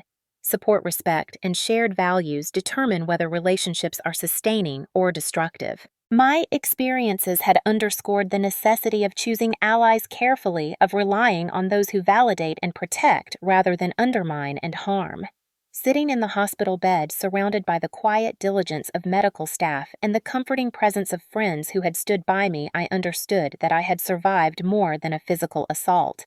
I had survived the erosion of my sense of safety within a family that should have been protective of the violation of personal space, and the humiliation designed to undermine my confidence and autonomy. The ER had become a place of both healing and realization, a space where the impact of past trauma, immediate aggression, and future planning converged into a clarity that was both sobering and empowering. I recognized that my actions in the house, the documentation, and the decisive call to law enforcement had established a precedent that would protect me in the future, and that my own composure and strategy had been essential in navigating a situation where emotional manipulation, intimidation, and physical aggression intersected. As the nurses checked my vitals for the final time, providing instructions for rest and observation, I allowed a quiet exhale to escape, acknowledging the combination of relief, determination, and awareness that had crystallized in the aftermath of the second assault. The ER experience had made clear that while physical injuries can be treated, the psychological resilience required to navigate family dynamics that include aggression and manipulation must be cultivated, reinforced, and defended actively. I felt a sense of resolve settling over me, a quiet but firm understanding that my home, my life, and my autonomy were worth protecting at all costs, and that vigilance, preparation, and the support of those I trusted would be the key to maintaining both safety and dignity in the face of continued challenges. In that stark, fluorescent-lit room, I came to understand that survival was not only a matter of physical endurance, but also of strategic clarity, emotional fortitude, and an unwavering commitment to asserting my rights. The ER visit was a moment of reckoning and realization, a pause in the ongoing conflict that allowed me to process, recover, and prepare for the next steps in reclaiming my home, enforcing boundaries, and reinforcing the truth that no manipulation or aggression could undermine the ownership, both legal and emotional, that I had fought to secure. I left the ER with a renewed sense of purpose, the events engraved in my mind as lessons, warnings, and affirmations that my resilience, decisiveness, and careful preparation were my strongest allies against those who would attempt to control, intimidate, or belittle me. Once I returned home from the emergency room, my body still sore and my mind still buzzing from the events, I knew that relying on restraint and personal fortitude alone would not be enough to ensure the safety and security of my home. The assaults, the repeated trespasses, and the calculated intimidation had revealed that Elaine, Sabrina, and even my father were willing to disregard not only my personal boundaries, but also the law in pursuit of control. And I recognized that the next step required a decisive, structured, and legally grounded response. I contacted my attorney, someone with experience in property law and civil protections, and laid out the sequence of events with precision: the initial illegal entry, the lockout, the confrontations, and the physical assault that had resulted in my ER visit. I shared the security footage, the photographs of the disturbed rooms, and the timestamps of phone messages, ensuring that the evidence was clear, chronological, and indisputable. The attorney listened carefully, asking targeted questions to clarify ownership permissions and the prior police intervention, confirming that I had established both legal documentation of ownership and evidence of repeated violations that strengthened any forthcoming case. Within hours, we filed a formal complaint documenting trespassing, breaking and entering, harassment, and assault, citing the prior incidents and referencing the law as it pertained to homeownership, family interference, and personal safety in my jurisdiction. The attorney emphasized the importance of demonstrating a consistent, documented pattern of behavior, and I spent the next several hours compiling statements, logs, and media evidence to ensure a comprehensive record. While I worked on this, my father sent text messages that alternated between pleading for forgiveness, justifying his actions, and attempting to manipulate the situation by invoking familial loyalty, claiming that my enforcement of boundaries was unfair and cruel.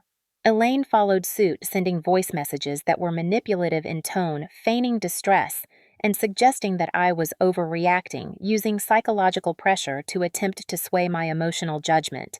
Sabrina posted vague social media updates implying that I was being unreasonable, further attempting to undermine my credibility and public perception. I reminded myself repeatedly that these tactics were precisely what my attorney had warned me about, and that maintaining composure, careful documentation, and reliance on the legal process were paramount.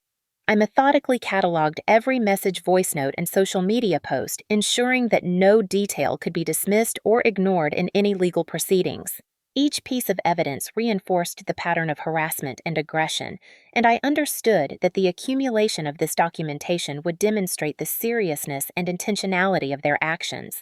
I also began coordinating with local authorities to ensure that any further contact or trespass could be met with immediate intervention, establishing a proactive approach that combined legal action with practical measures to protect my home. In parallel, I consulted with my attorney about restraining orders, emergency protective orders, and the process for enforcing legal protections against repeat offenders, gaining a clear understanding of the procedures and potential outcomes.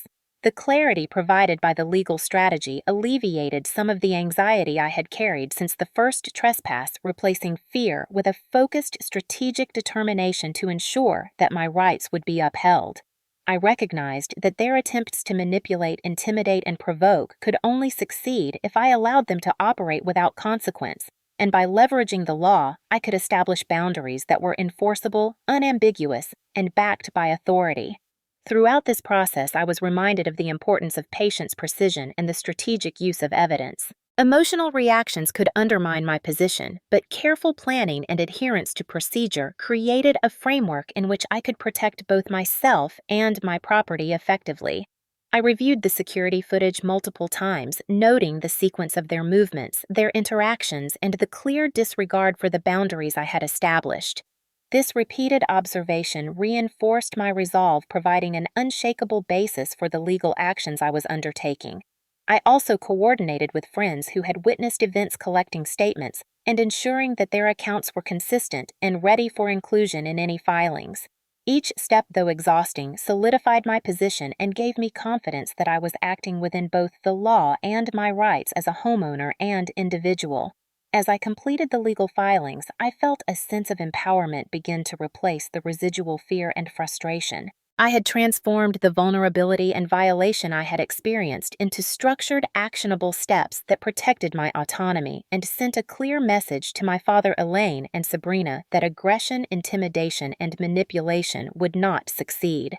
The documentation filings and preparation of legal measures became a source of reassurance, allowing me to navigate the immediate aftermath of the assault with purpose and clarity rather than fear and uncertainty.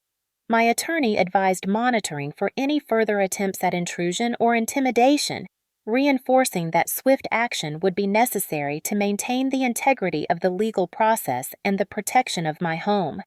I set up notifications for the security system, scheduled additional camera angles, and prepared to notify law enforcement immediately should any further trespass occur. Throughout the evening, I reflected on the profound shift in my approach, where previously I had relied on personal negotiation and restraint. I now had a structured, enforceable plan that combined legal authority, documented evidence, and procedural support. This strategy not only safeguarded my home, but also reinforced my sense of self-independence and personal power in a situation that had previously left me feeling powerless and exposed. By the time the night drew to a close, I had a clear, organized record of all events, communications, and potential violations, as well as a defined path forward for enforcing boundaries, pursuing legal remedies, and ensuring that any future confrontations could be managed effectively and safely. I knew that while Elaine, Sabrina, and my father might continue to test limits or attempt to manipulate circumstances, the legal measures I had put in place, combined with careful monitoring and documentation, provided a robust defense of my rights, my home, and my personal autonomy. I finally allowed myself a moment to breathe, acknowledging the empowerment that came from taking control through lawful means, from transforming vulnerability into action, and from creating a foundation on which my independence and security could be maintained despite the ongoing challenges posed by those who had violated trust and boundaries. The days following the legal filings were tense, each moment steeped in anticipation as I waited to see the consequences of the actions my father, Elaine, and Sabrina had set in motion for themselves. The initial police interventions had been effective, but I understood that the real power lay in the formal legal measures now being processed, and I watched with a mixture of apprehension and satisfaction as the wheels of justice began to turn. The first indication of their unraveling came when my father received the official notice of a restraining order, the document laying out clearly that he was legally barred from entering my home, communicating directly with me without consent, or attempting to influence my property in any way. I observed his reaction through the small window I had kept on him during a confrontation days prior, noting the tight set of his jaw, the furrow in his brow, and the flicker of realization that authority would not bend to personal loyalty or manipulation. Elaine's attempts to appear composed faltered in the face of these documents. Her voice, once smooth with feigned concern, grew tense when she realized that the legal system recognized the repeated trespasses and manipulation as violations and that her influence would be limited by enforceable law. Sabrina, ever confident, began to experience the first cracks in her carefully constructed persona. School administrators reached out regarding her live stream of the assault, citing concerns over inappropriate use of technology and potential bullying, and she found herself facing disciplinary action for the first time with real consequences, rather than the fleeting social approval she had relied upon. Friends and neighbors who had witnessed the incidents began discussing the events in hushed but urgent tones, spreading knowledge of the intrusions and aggressive behavior, and within days, Elaine's standing in the community suffered. The social consequences were as tangible as the legal ones, with invitations rescinded, volunteer roles reassigned, and her reputation tarnished among those who valued integrity and respect over manipulation and intimidation. Each of these developments provided a stark contrast to the facade she had carefully curated, exposing her actions and their effects to a broader audience, and reinforcing the reality that attempts to control, manipulate, and dominate could not remain unchecked. My father, removed from the home and restricted by the restraining order, faced the practical and emotional consequences of his choices. His previous sense of authority eroded under the clear enforcement of boundaries, and I observed the subtle shift in his demeanor as he realized that attempts to circumvent law and reason had failed. Sabrina's social standing and privileges were directly affected as friends and peers reacted to her behavior, distancing themselves from the aggression and manipulative tactics she had employed. The ripple effects of their misdeeds extended into every corner of their lives, demonstrating the profound impact of repeated boundary violations and the importance of accountability. I methodically documented each development, ensuring that every action taken by authorities, the school, or the community could be referenced if needed to strengthen my legal position and further protect my autonomy and property. The tangible effects of their downfall reinforced a vital lesson. Manipulation, intimidation, and unlawful behavior have consequences that extend beyond immediate interactions, and the law, combined with community standards and personal vigilance, serves as an effective countermeasure to attempts at coercion. As the days passed, the intruder's confidence diminished, replaced by frustration, anger, and attempts at justification that fell flat in the face of evidence and formal enforcement. The visible unraveling of their control provided a sense of relief and validation, a tangible acknowledgement that the strategies of aggression and intimidation I had endured were neither acceptable nor sustainable. I continued to reinforce my home security monitor for any potential incursions and maintain close communication with my attorney and local authorities, ensuring that the framework I had established would remain effective in deterring future attempts at violation. Each precaution taken, each documented step, and each legal intervention served to reinforce the message that my home, my life, and my boundaries were to be respected, and that transgressions would meet immediate and enforceable consequences. Socially, Elaine's and Sabrina's reputations were further undermined by the dissemination of accurate accounts from friends and witnesses who validated my perspective, ensuring that their attempts at public manipulation were countered by credible testimony. Their isolation grew as those who once tolerated or ignored subtle manipulations began to recognize the repeated pattern of disregard for my rights and the assertive measures I had taken to defend myself and my property. Even my father, who had previously relied on authority and familiarity to dominate situations, found himself constrained by the combination of legal restrictions and the social accountability that arose from their behavior being observed and documented. The cumulative effect of these consequences was profound. Where they had previously exercised control through intimidation, manipulation, and presence, they now faced limitations that were tangible, enforceable, and recognized both legally and socially. The empowerment I experienced in observing their downfall reinforced my own position, providing both practical security and emotional validation that standing firm, documenting events meticulously, and seeking legal remedies was effective in countering aggression and restoring autonomy.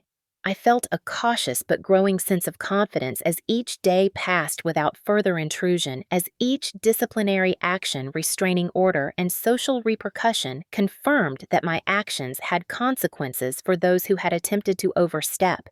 I began to recognize patterns of behavior not only in my family, but in others who attempt to manipulate or control, understanding the importance of documentation, assertiveness, and reliance on lawful protections as tools to counter such tactics. By the end of the week, the immediate threat had receded, but the lessons were clear and enduring. Elaine and Sabrina, stripped of the ability to act without consequence, began to experience a combination of legal and social consequences that would serve as long-term reminders of the importance of respecting boundaries and the limits imposed by law and community standards. My father, constrained both legally and socially, faced the reality of accountability in ways he had previously avoided or dismissed. For me, the experience was transformative, solidifying my understanding that the assertion of rights, careful documentation, and decisive action are essential in confronting aggression, manipulation, and intimidation.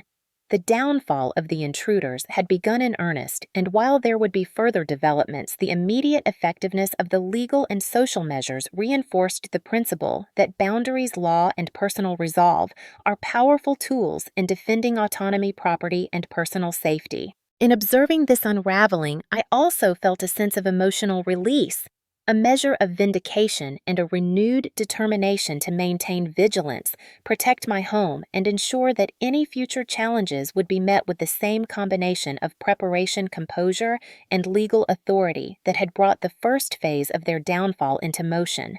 I recognized that justice was a process incremental and cumulative, and that the foundation I had laid through careful documentation, strategic action, and legal recourse was instrumental in initiating the consequences that had begun to unfold for Elaine, Sabrina, and my father, marking the beginning of the restoration of control over my life, my home, and my peace of mind. The unfolding of their downfall extended far beyond legal measures as the public exposure of their behavior began to erode the carefully constructed images Elaine and Sabrina had cultivated for years, a humiliation that was both social and psychological, highlighting the stark contrast between the image they projected and the reality of their actions. Within days, video clips and photographs documenting their intrusions, the illegal lockout, and the confrontation in my home had circulated quietly among neighbors, friends, and community groups, allowing those who had only heard fragments of the story to witness the audacity and manipulation firsthand. Comments on social media and private conversations in my neighborhood confirmed the growing awareness, with many expressing outrage at the behavior, sympathy for my situation, and support for the legal actions I had taken to protect my home. The attention was not malicious gossip, but rather a collective acknowledgement of the violation of boundaries and the blatant abuse of familial authority, and it reinforced the principle that actions have consequences beyond the immediate sphere of control. Elaine, who had previously relied on her perceived social charm and volunteer activities to maintain influence, began facing subtle but unmistakable repercussions. Invitations to community events that had been casually assumed as guaranteed were rescinded, leadership positions within local volunteer organizations were questioned or revoked, and whispers of her misconduct reached members who valued integrity, honesty, and respect over manipulation and entitlement. Her standing within the community, once stable and unquestioned, now wavered under the scrutiny of neighbors who had witnessed or reviewed evidence of her behavior. Sabrina, whose confidence had been built on social media validation and a sense of invulnerability, experienced a rapid shift in peer perception. Friends who had tolerated her minor manipulations began distancing themselves, commenting privately on her posts with skepticism or disapproval, and school administrators followed through with disciplinary actions based on her recorded behavior. sending a clear message that public humiliation and social consequences are inescapable when actions cross ethical and legal lines. My father, while not directly subject to social media scrutiny, felt the impact of the broader public awareness through conversations in his workplace community networks and among acquaintances who had learned of the assault and trespass, recognizing that professional reputation and social respect were contingent on behavior as well as family image. Each of these developments contributed to a cumulative effect. The carefully controlled environments in which they had previously operated to manipulate and intimidate were no longer secure. Their influence eroded by transparency evidence and communal recognition of wrongdoing. I watched these consequences unfold with a complex mixture of emotions. Relief and satisfaction were accompanied by lingering tension, knowing that while justice was being served incrementally, the public exposure also brought renewed attention and potential stress. A reminder that the path to reclaiming autonomy and security was ongoing. I maintained careful records documenting social responses, changes in volunteer status, disciplinary actions, and shifts in community perception, ensuring that any further attempts to undermine me could be contextualized within a pattern of consequences that had already begun. The visibility of their public humiliation served not only as a deterrent for further intrusion, but also as an affirmation that accountability extends beyond private interactions and into the broader social and communal framework. I reflected on the way power had shifted the contrast between their previous control and the emerging limitations now imposed by law, social scrutiny, and reputation management. The same audacity that had allowed them to trespass and manipulate was now the reason for their public and social vulnerabilities, and each step of their exposure reinforced the boundaries I had set and the legitimacy of my claims. My friends and supportive neighbors continued to rally, offering both emotional reinforcement and practical assistance, ensuring that the social context in which I lived reinforced respect for my autonomy and home. The validation from this network underscored the importance of community support in countering aggression and manipulation, highlighting that personal resilience is augmented by the awareness and intervention of those who witness and understand the situation. As the days passed, Elaine's attempts to regain composure in social settings were met with subtle but consistent skepticism, her efforts to present a harmonious or innocent front undermined by the widely circulated evidence and community acknowledgement of her actions. Sabrina's social interactions were similarly constrained, with peers and authority figures recognizing the inappropriateness of her behavior and adjusting their perceptions and expectations accordingly. The ripple effects extended to my father, whose reputation and professional interactions were now inevitably colored by knowledge of the events and the enforcement of legal measures, demonstrating that leadership, respect, and influence are contingent upon ethical conduct as well as social perception. I observed all of this with a sense of vindication and reinforcement, recognizing that the combination of legal authority, documentation, and community awareness created a multidimensional framework for accountability. The humiliation they experienced publicly was not rooted in cruelty or malice, but in the natural consequences of their deliberate actions, the same actions that had caused me pain, fear, and disruption. Understanding this distinction allowed me to maintain clarity, focus, and composure while observing the progression of events, ensuring that my attention remained on the restoration of my home, my boundaries, and my sense of personal security.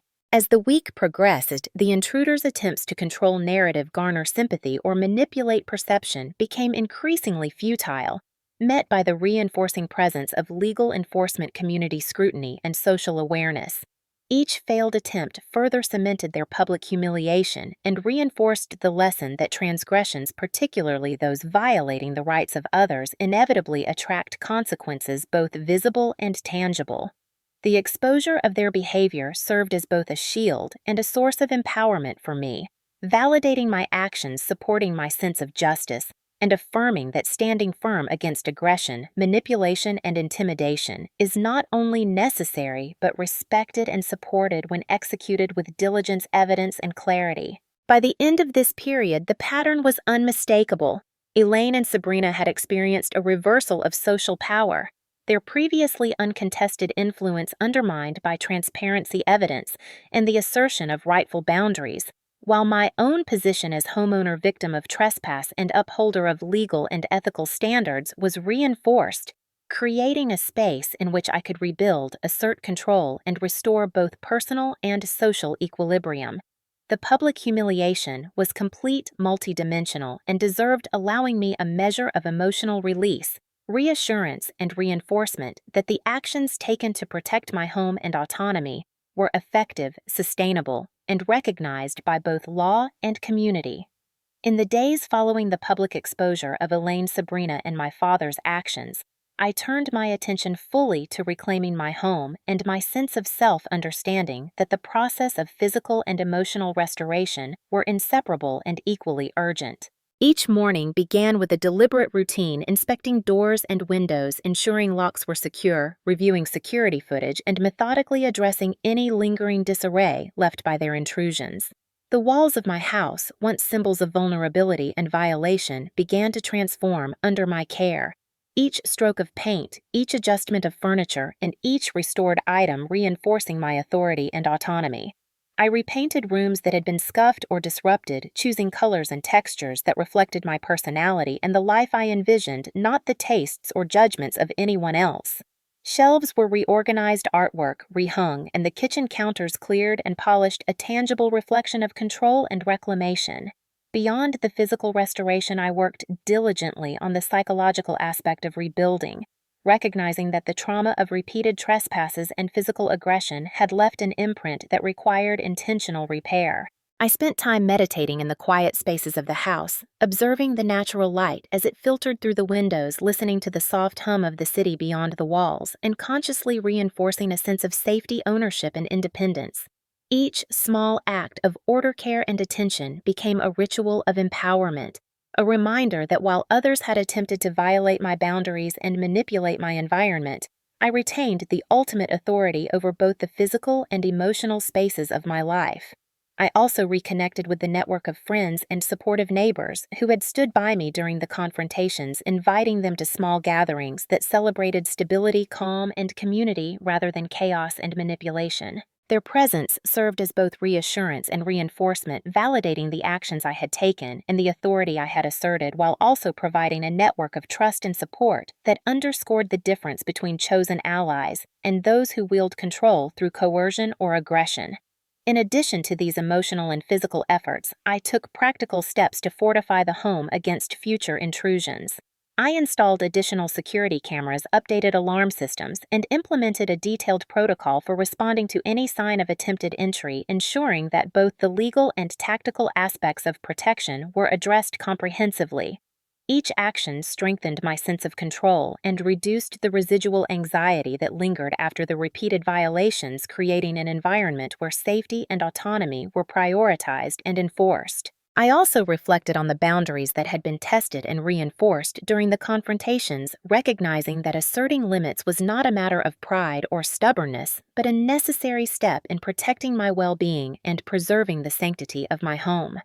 I wrote down the rules I would maintain for myself and for any future interactions with family members, codifying expectations, consequences, and procedures in a way that allowed me to navigate potential challenges with clarity and consistency.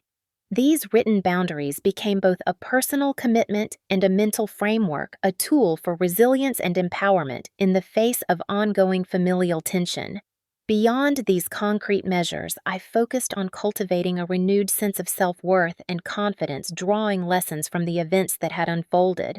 I acknowledged the fear, anger, and frustration that had accompanied the physical assault and intrusions, allowing myself to process those emotions fully, while simultaneously transforming them into motivation for proactive action and personal growth. I spent time in the spaces of the house that had been violated consciously, reasserting my presence and control, moving through each room with purpose, attending to details and reaffirming that this home was both a sanctuary and a reflection of my values and achievements. The process of rebuilding became deeply symbolic, each restored surface, each organized area, each deliberate decision, a statement of independence and resilience. I took pride not only in the tangible improvements, but in the psychological reclamation, understanding that the house now represented not just material accomplishment, but also the culmination of effort, perseverance, and assertiveness in defending my rights. Even mundane tasks, folding laundry, arranging books, tending to plants, became exercises in grounding rituals that reinforced the stability and order I had fought to achieve. I cultivated routines that promoted calm mindfulness and a sense of personal authority, creating an environment in which both the physical space and my emotional well-being were aligned and secure. Friends continued to provide support, offering their presence, encouragement, and validation, reminding me that family need not be defined by blood, and that community and chosen allies could provide both protection and affirmation.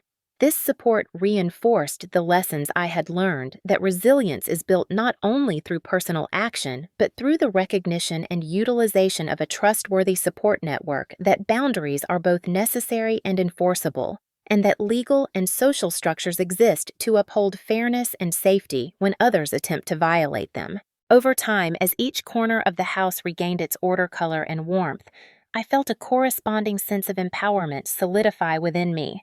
The home, once a stage for intimidation and violation, now stood as a testament to my autonomy, resourcefulness, and commitment to protecting my life and space.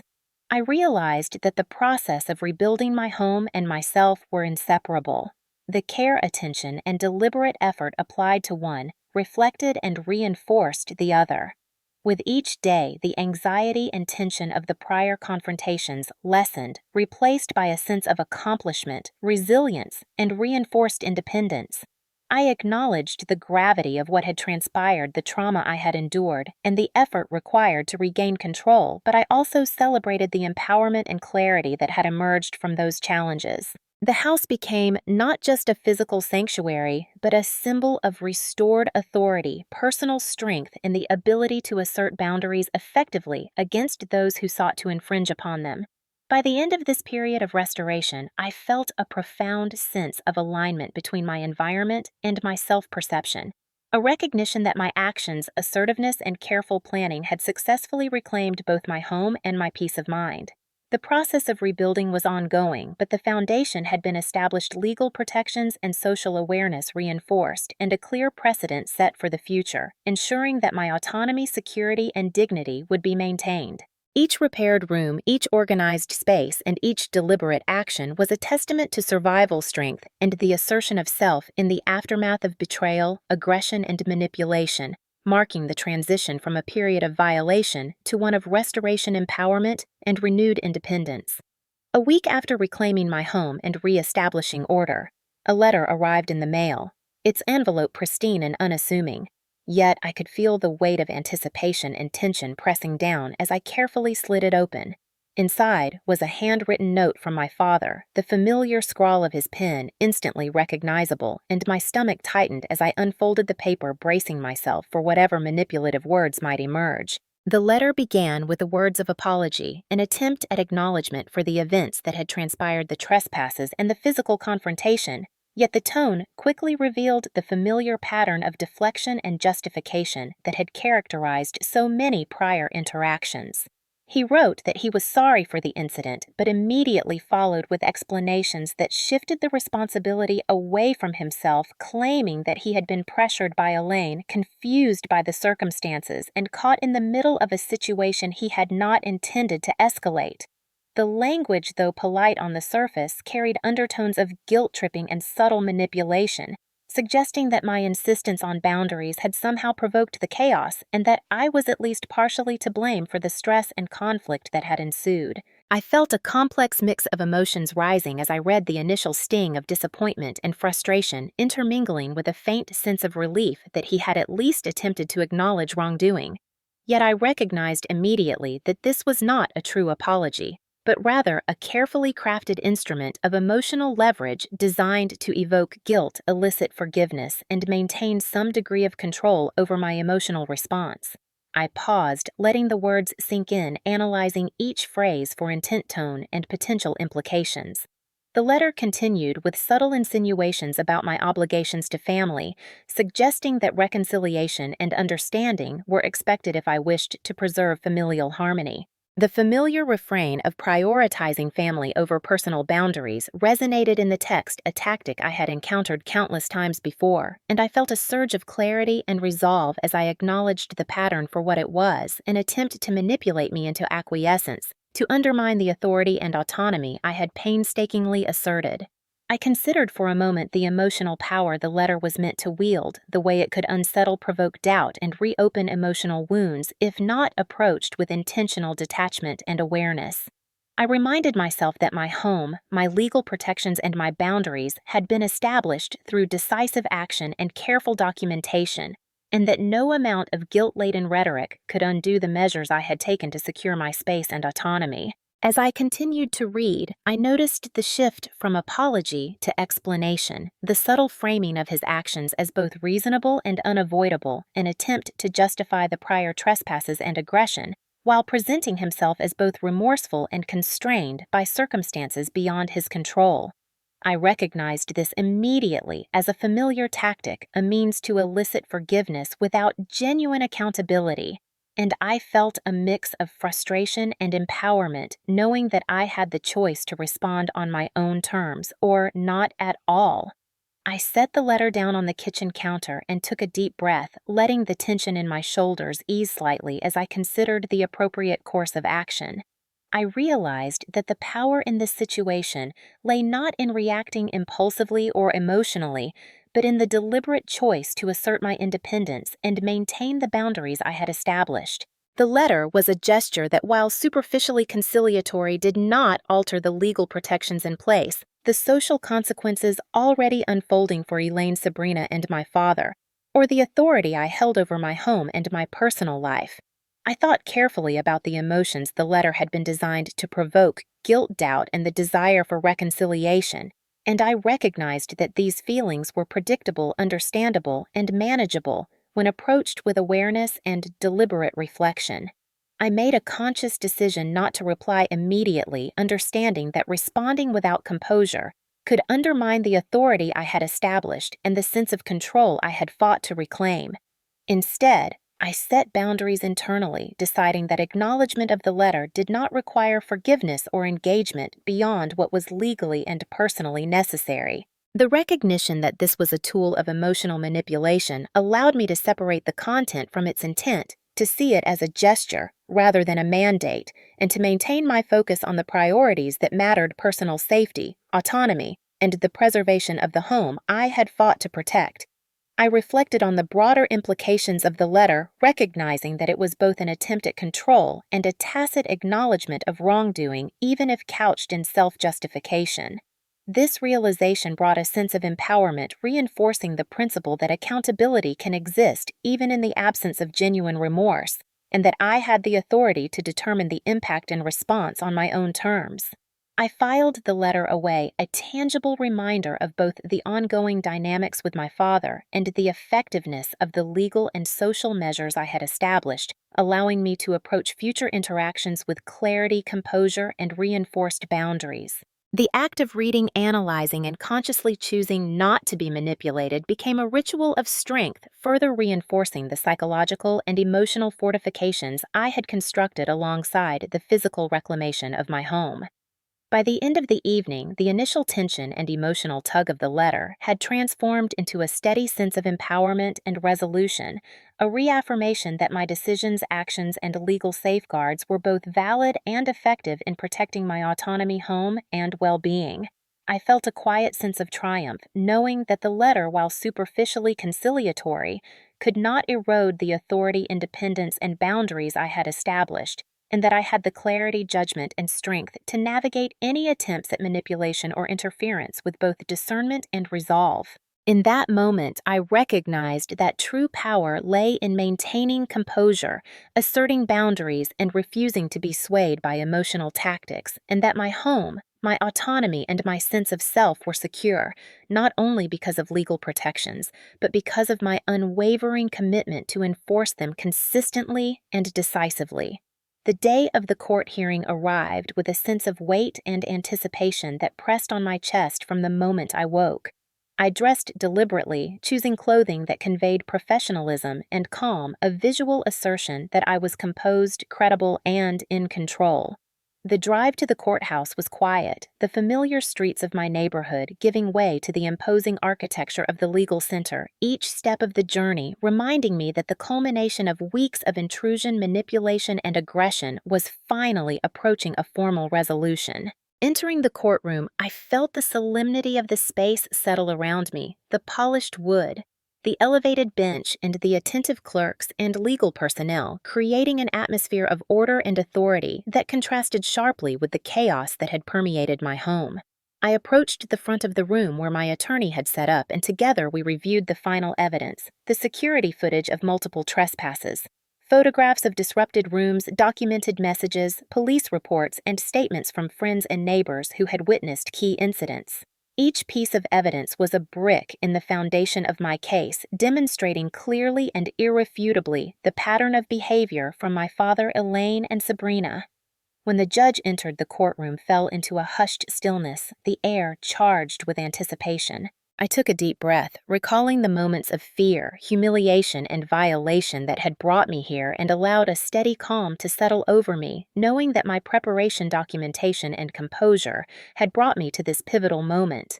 The proceedings began with my attorney presenting the chronology of events outlining the repeated trespasses, the illegal lockout, the confrontations, and the physical assault that had occurred in my home.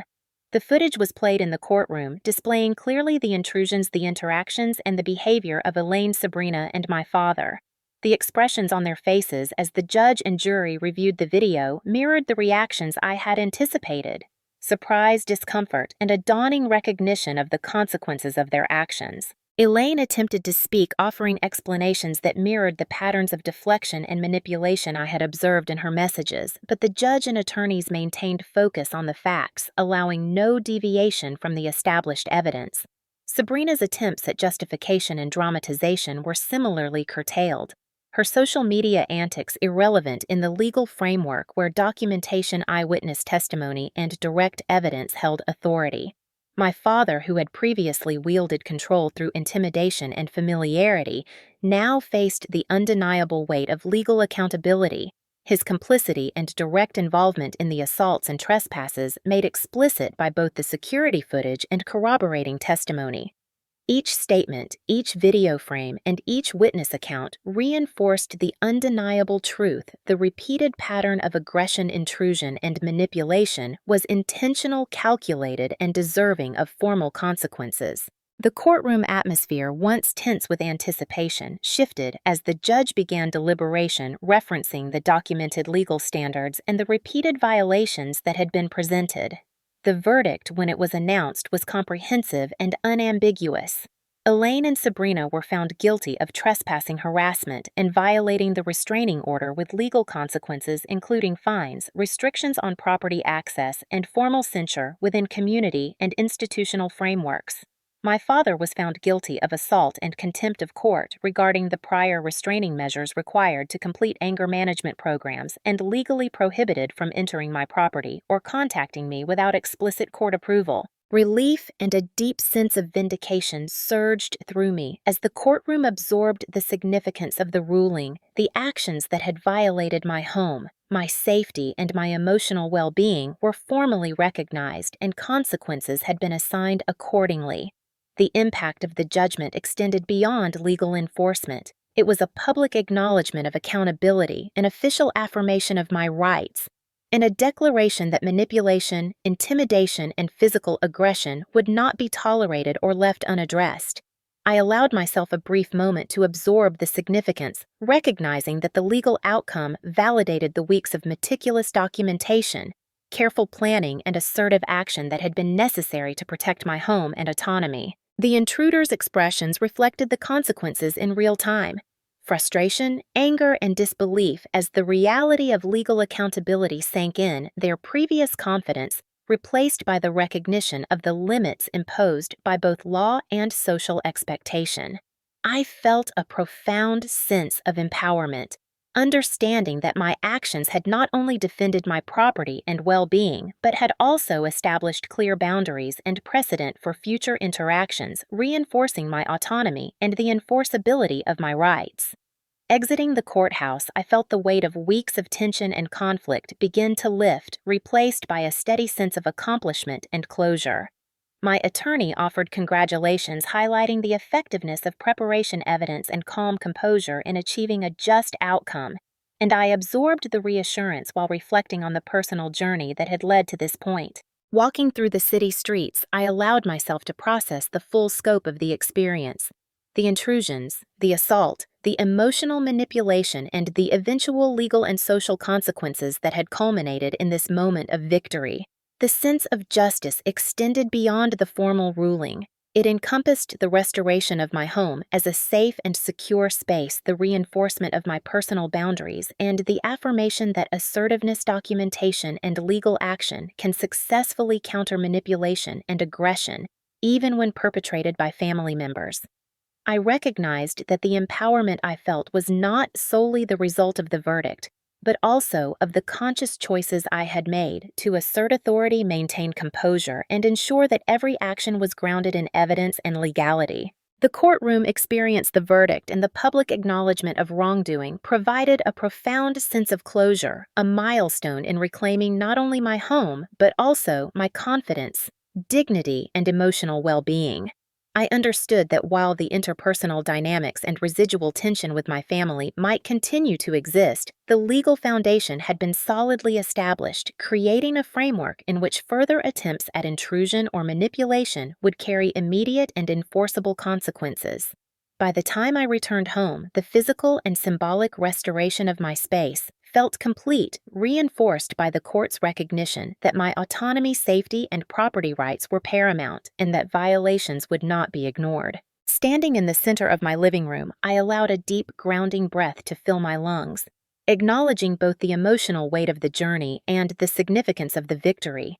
Knowing that my persistence, preparation, and unwavering assertion of boundaries had successfully transformed vulnerability into empowerment and restored balance, security, and control over my life, my home, and my peace of mind. The courtroom victory marked not just a legal resolution, but a turning point in my life. A moment where the chaos, manipulation, and aggression that had dominated my recent experiences began to give way to a sense of calm control and personal empowerment that I had not felt in years. Walking back through the familiar streets to my home, I could feel the weight of tension and fear gradually lift from my shoulders, replaced by a steady clarity and renewed confidence that the authority over my life, my home, and my personal boundaries was firmly established and recognized by law. Entering the house, I paused at the threshold, taking in the restored spaces, the orderly rooms, and the tangible evidence of my effort, resilience, and determination. Every corner of the house had been reclaimed both physically and emotionally, and I could feel the security and stability that had been absent during the weeks of trespass and confrontation.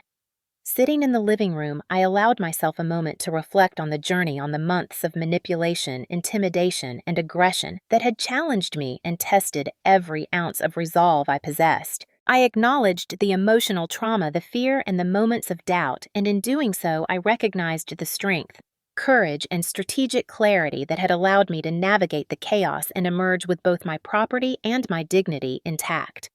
My father, Elaine, and Sabrina were now constrained by legal measures, social accountability, and the undeniable consequences of their actions. Yet the satisfaction of justice was not rooted in revenge, but in the restoration of balance, the affirmation of my rights, and the protection of my autonomy.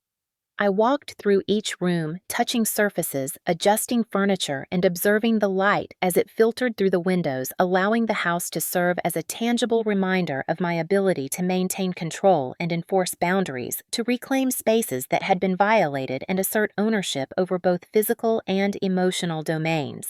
I reflected on the lessons learned, the necessity of vigilance, the importance of careful documentation, the value of legal protections, and the power of composure in the face of intimidation. I understood that personal empowerment arises not merely from reaction, but from proactive measures, deliberate action, and unwavering adherence to principles of fairness, safety, and self-respect. I spent time in the garden tending to plants that had been neglected during the tumult, feeling the grounding effect of earth beneath my hands and the rhythm of care and growth in contrast to the disorder and chaos that had recently pervaded my home. Each act of restoration, whether small or significant, reinforced a sense of agency and control that extended beyond the physical space, reaching into my emotional and psychological well-being. I allowed myself to imagine a future unencumbered by the fear of intrusion, manipulation, or aggression, visualizing the home as a sanctuary in which I could live according to my own values, priorities, and desires, free from the constraints imposed by those who had previously attempted to dominate and control. Friends and neighbors who had supported me during the confrontations continued to visit their presence, a comforting affirmation of chosen family community support and the value of relationships founded on respect, care, and mutual trust rather than obligation or manipulation. Their encouragement and validation reinforced the lessons I had internalized that family is not defined solely by blood, but by the respect, support, and ethical behavior that individuals demonstrate toward one another, and that autonomy and safety must be actively protected. I reflected on the contrast between my own resilience and the consequences faced by those who had sought to undermine me, recognizing that accountability and justice are not merely abstract concepts, but tangible realities when enforced through legal action, evidence, and principled assertiveness.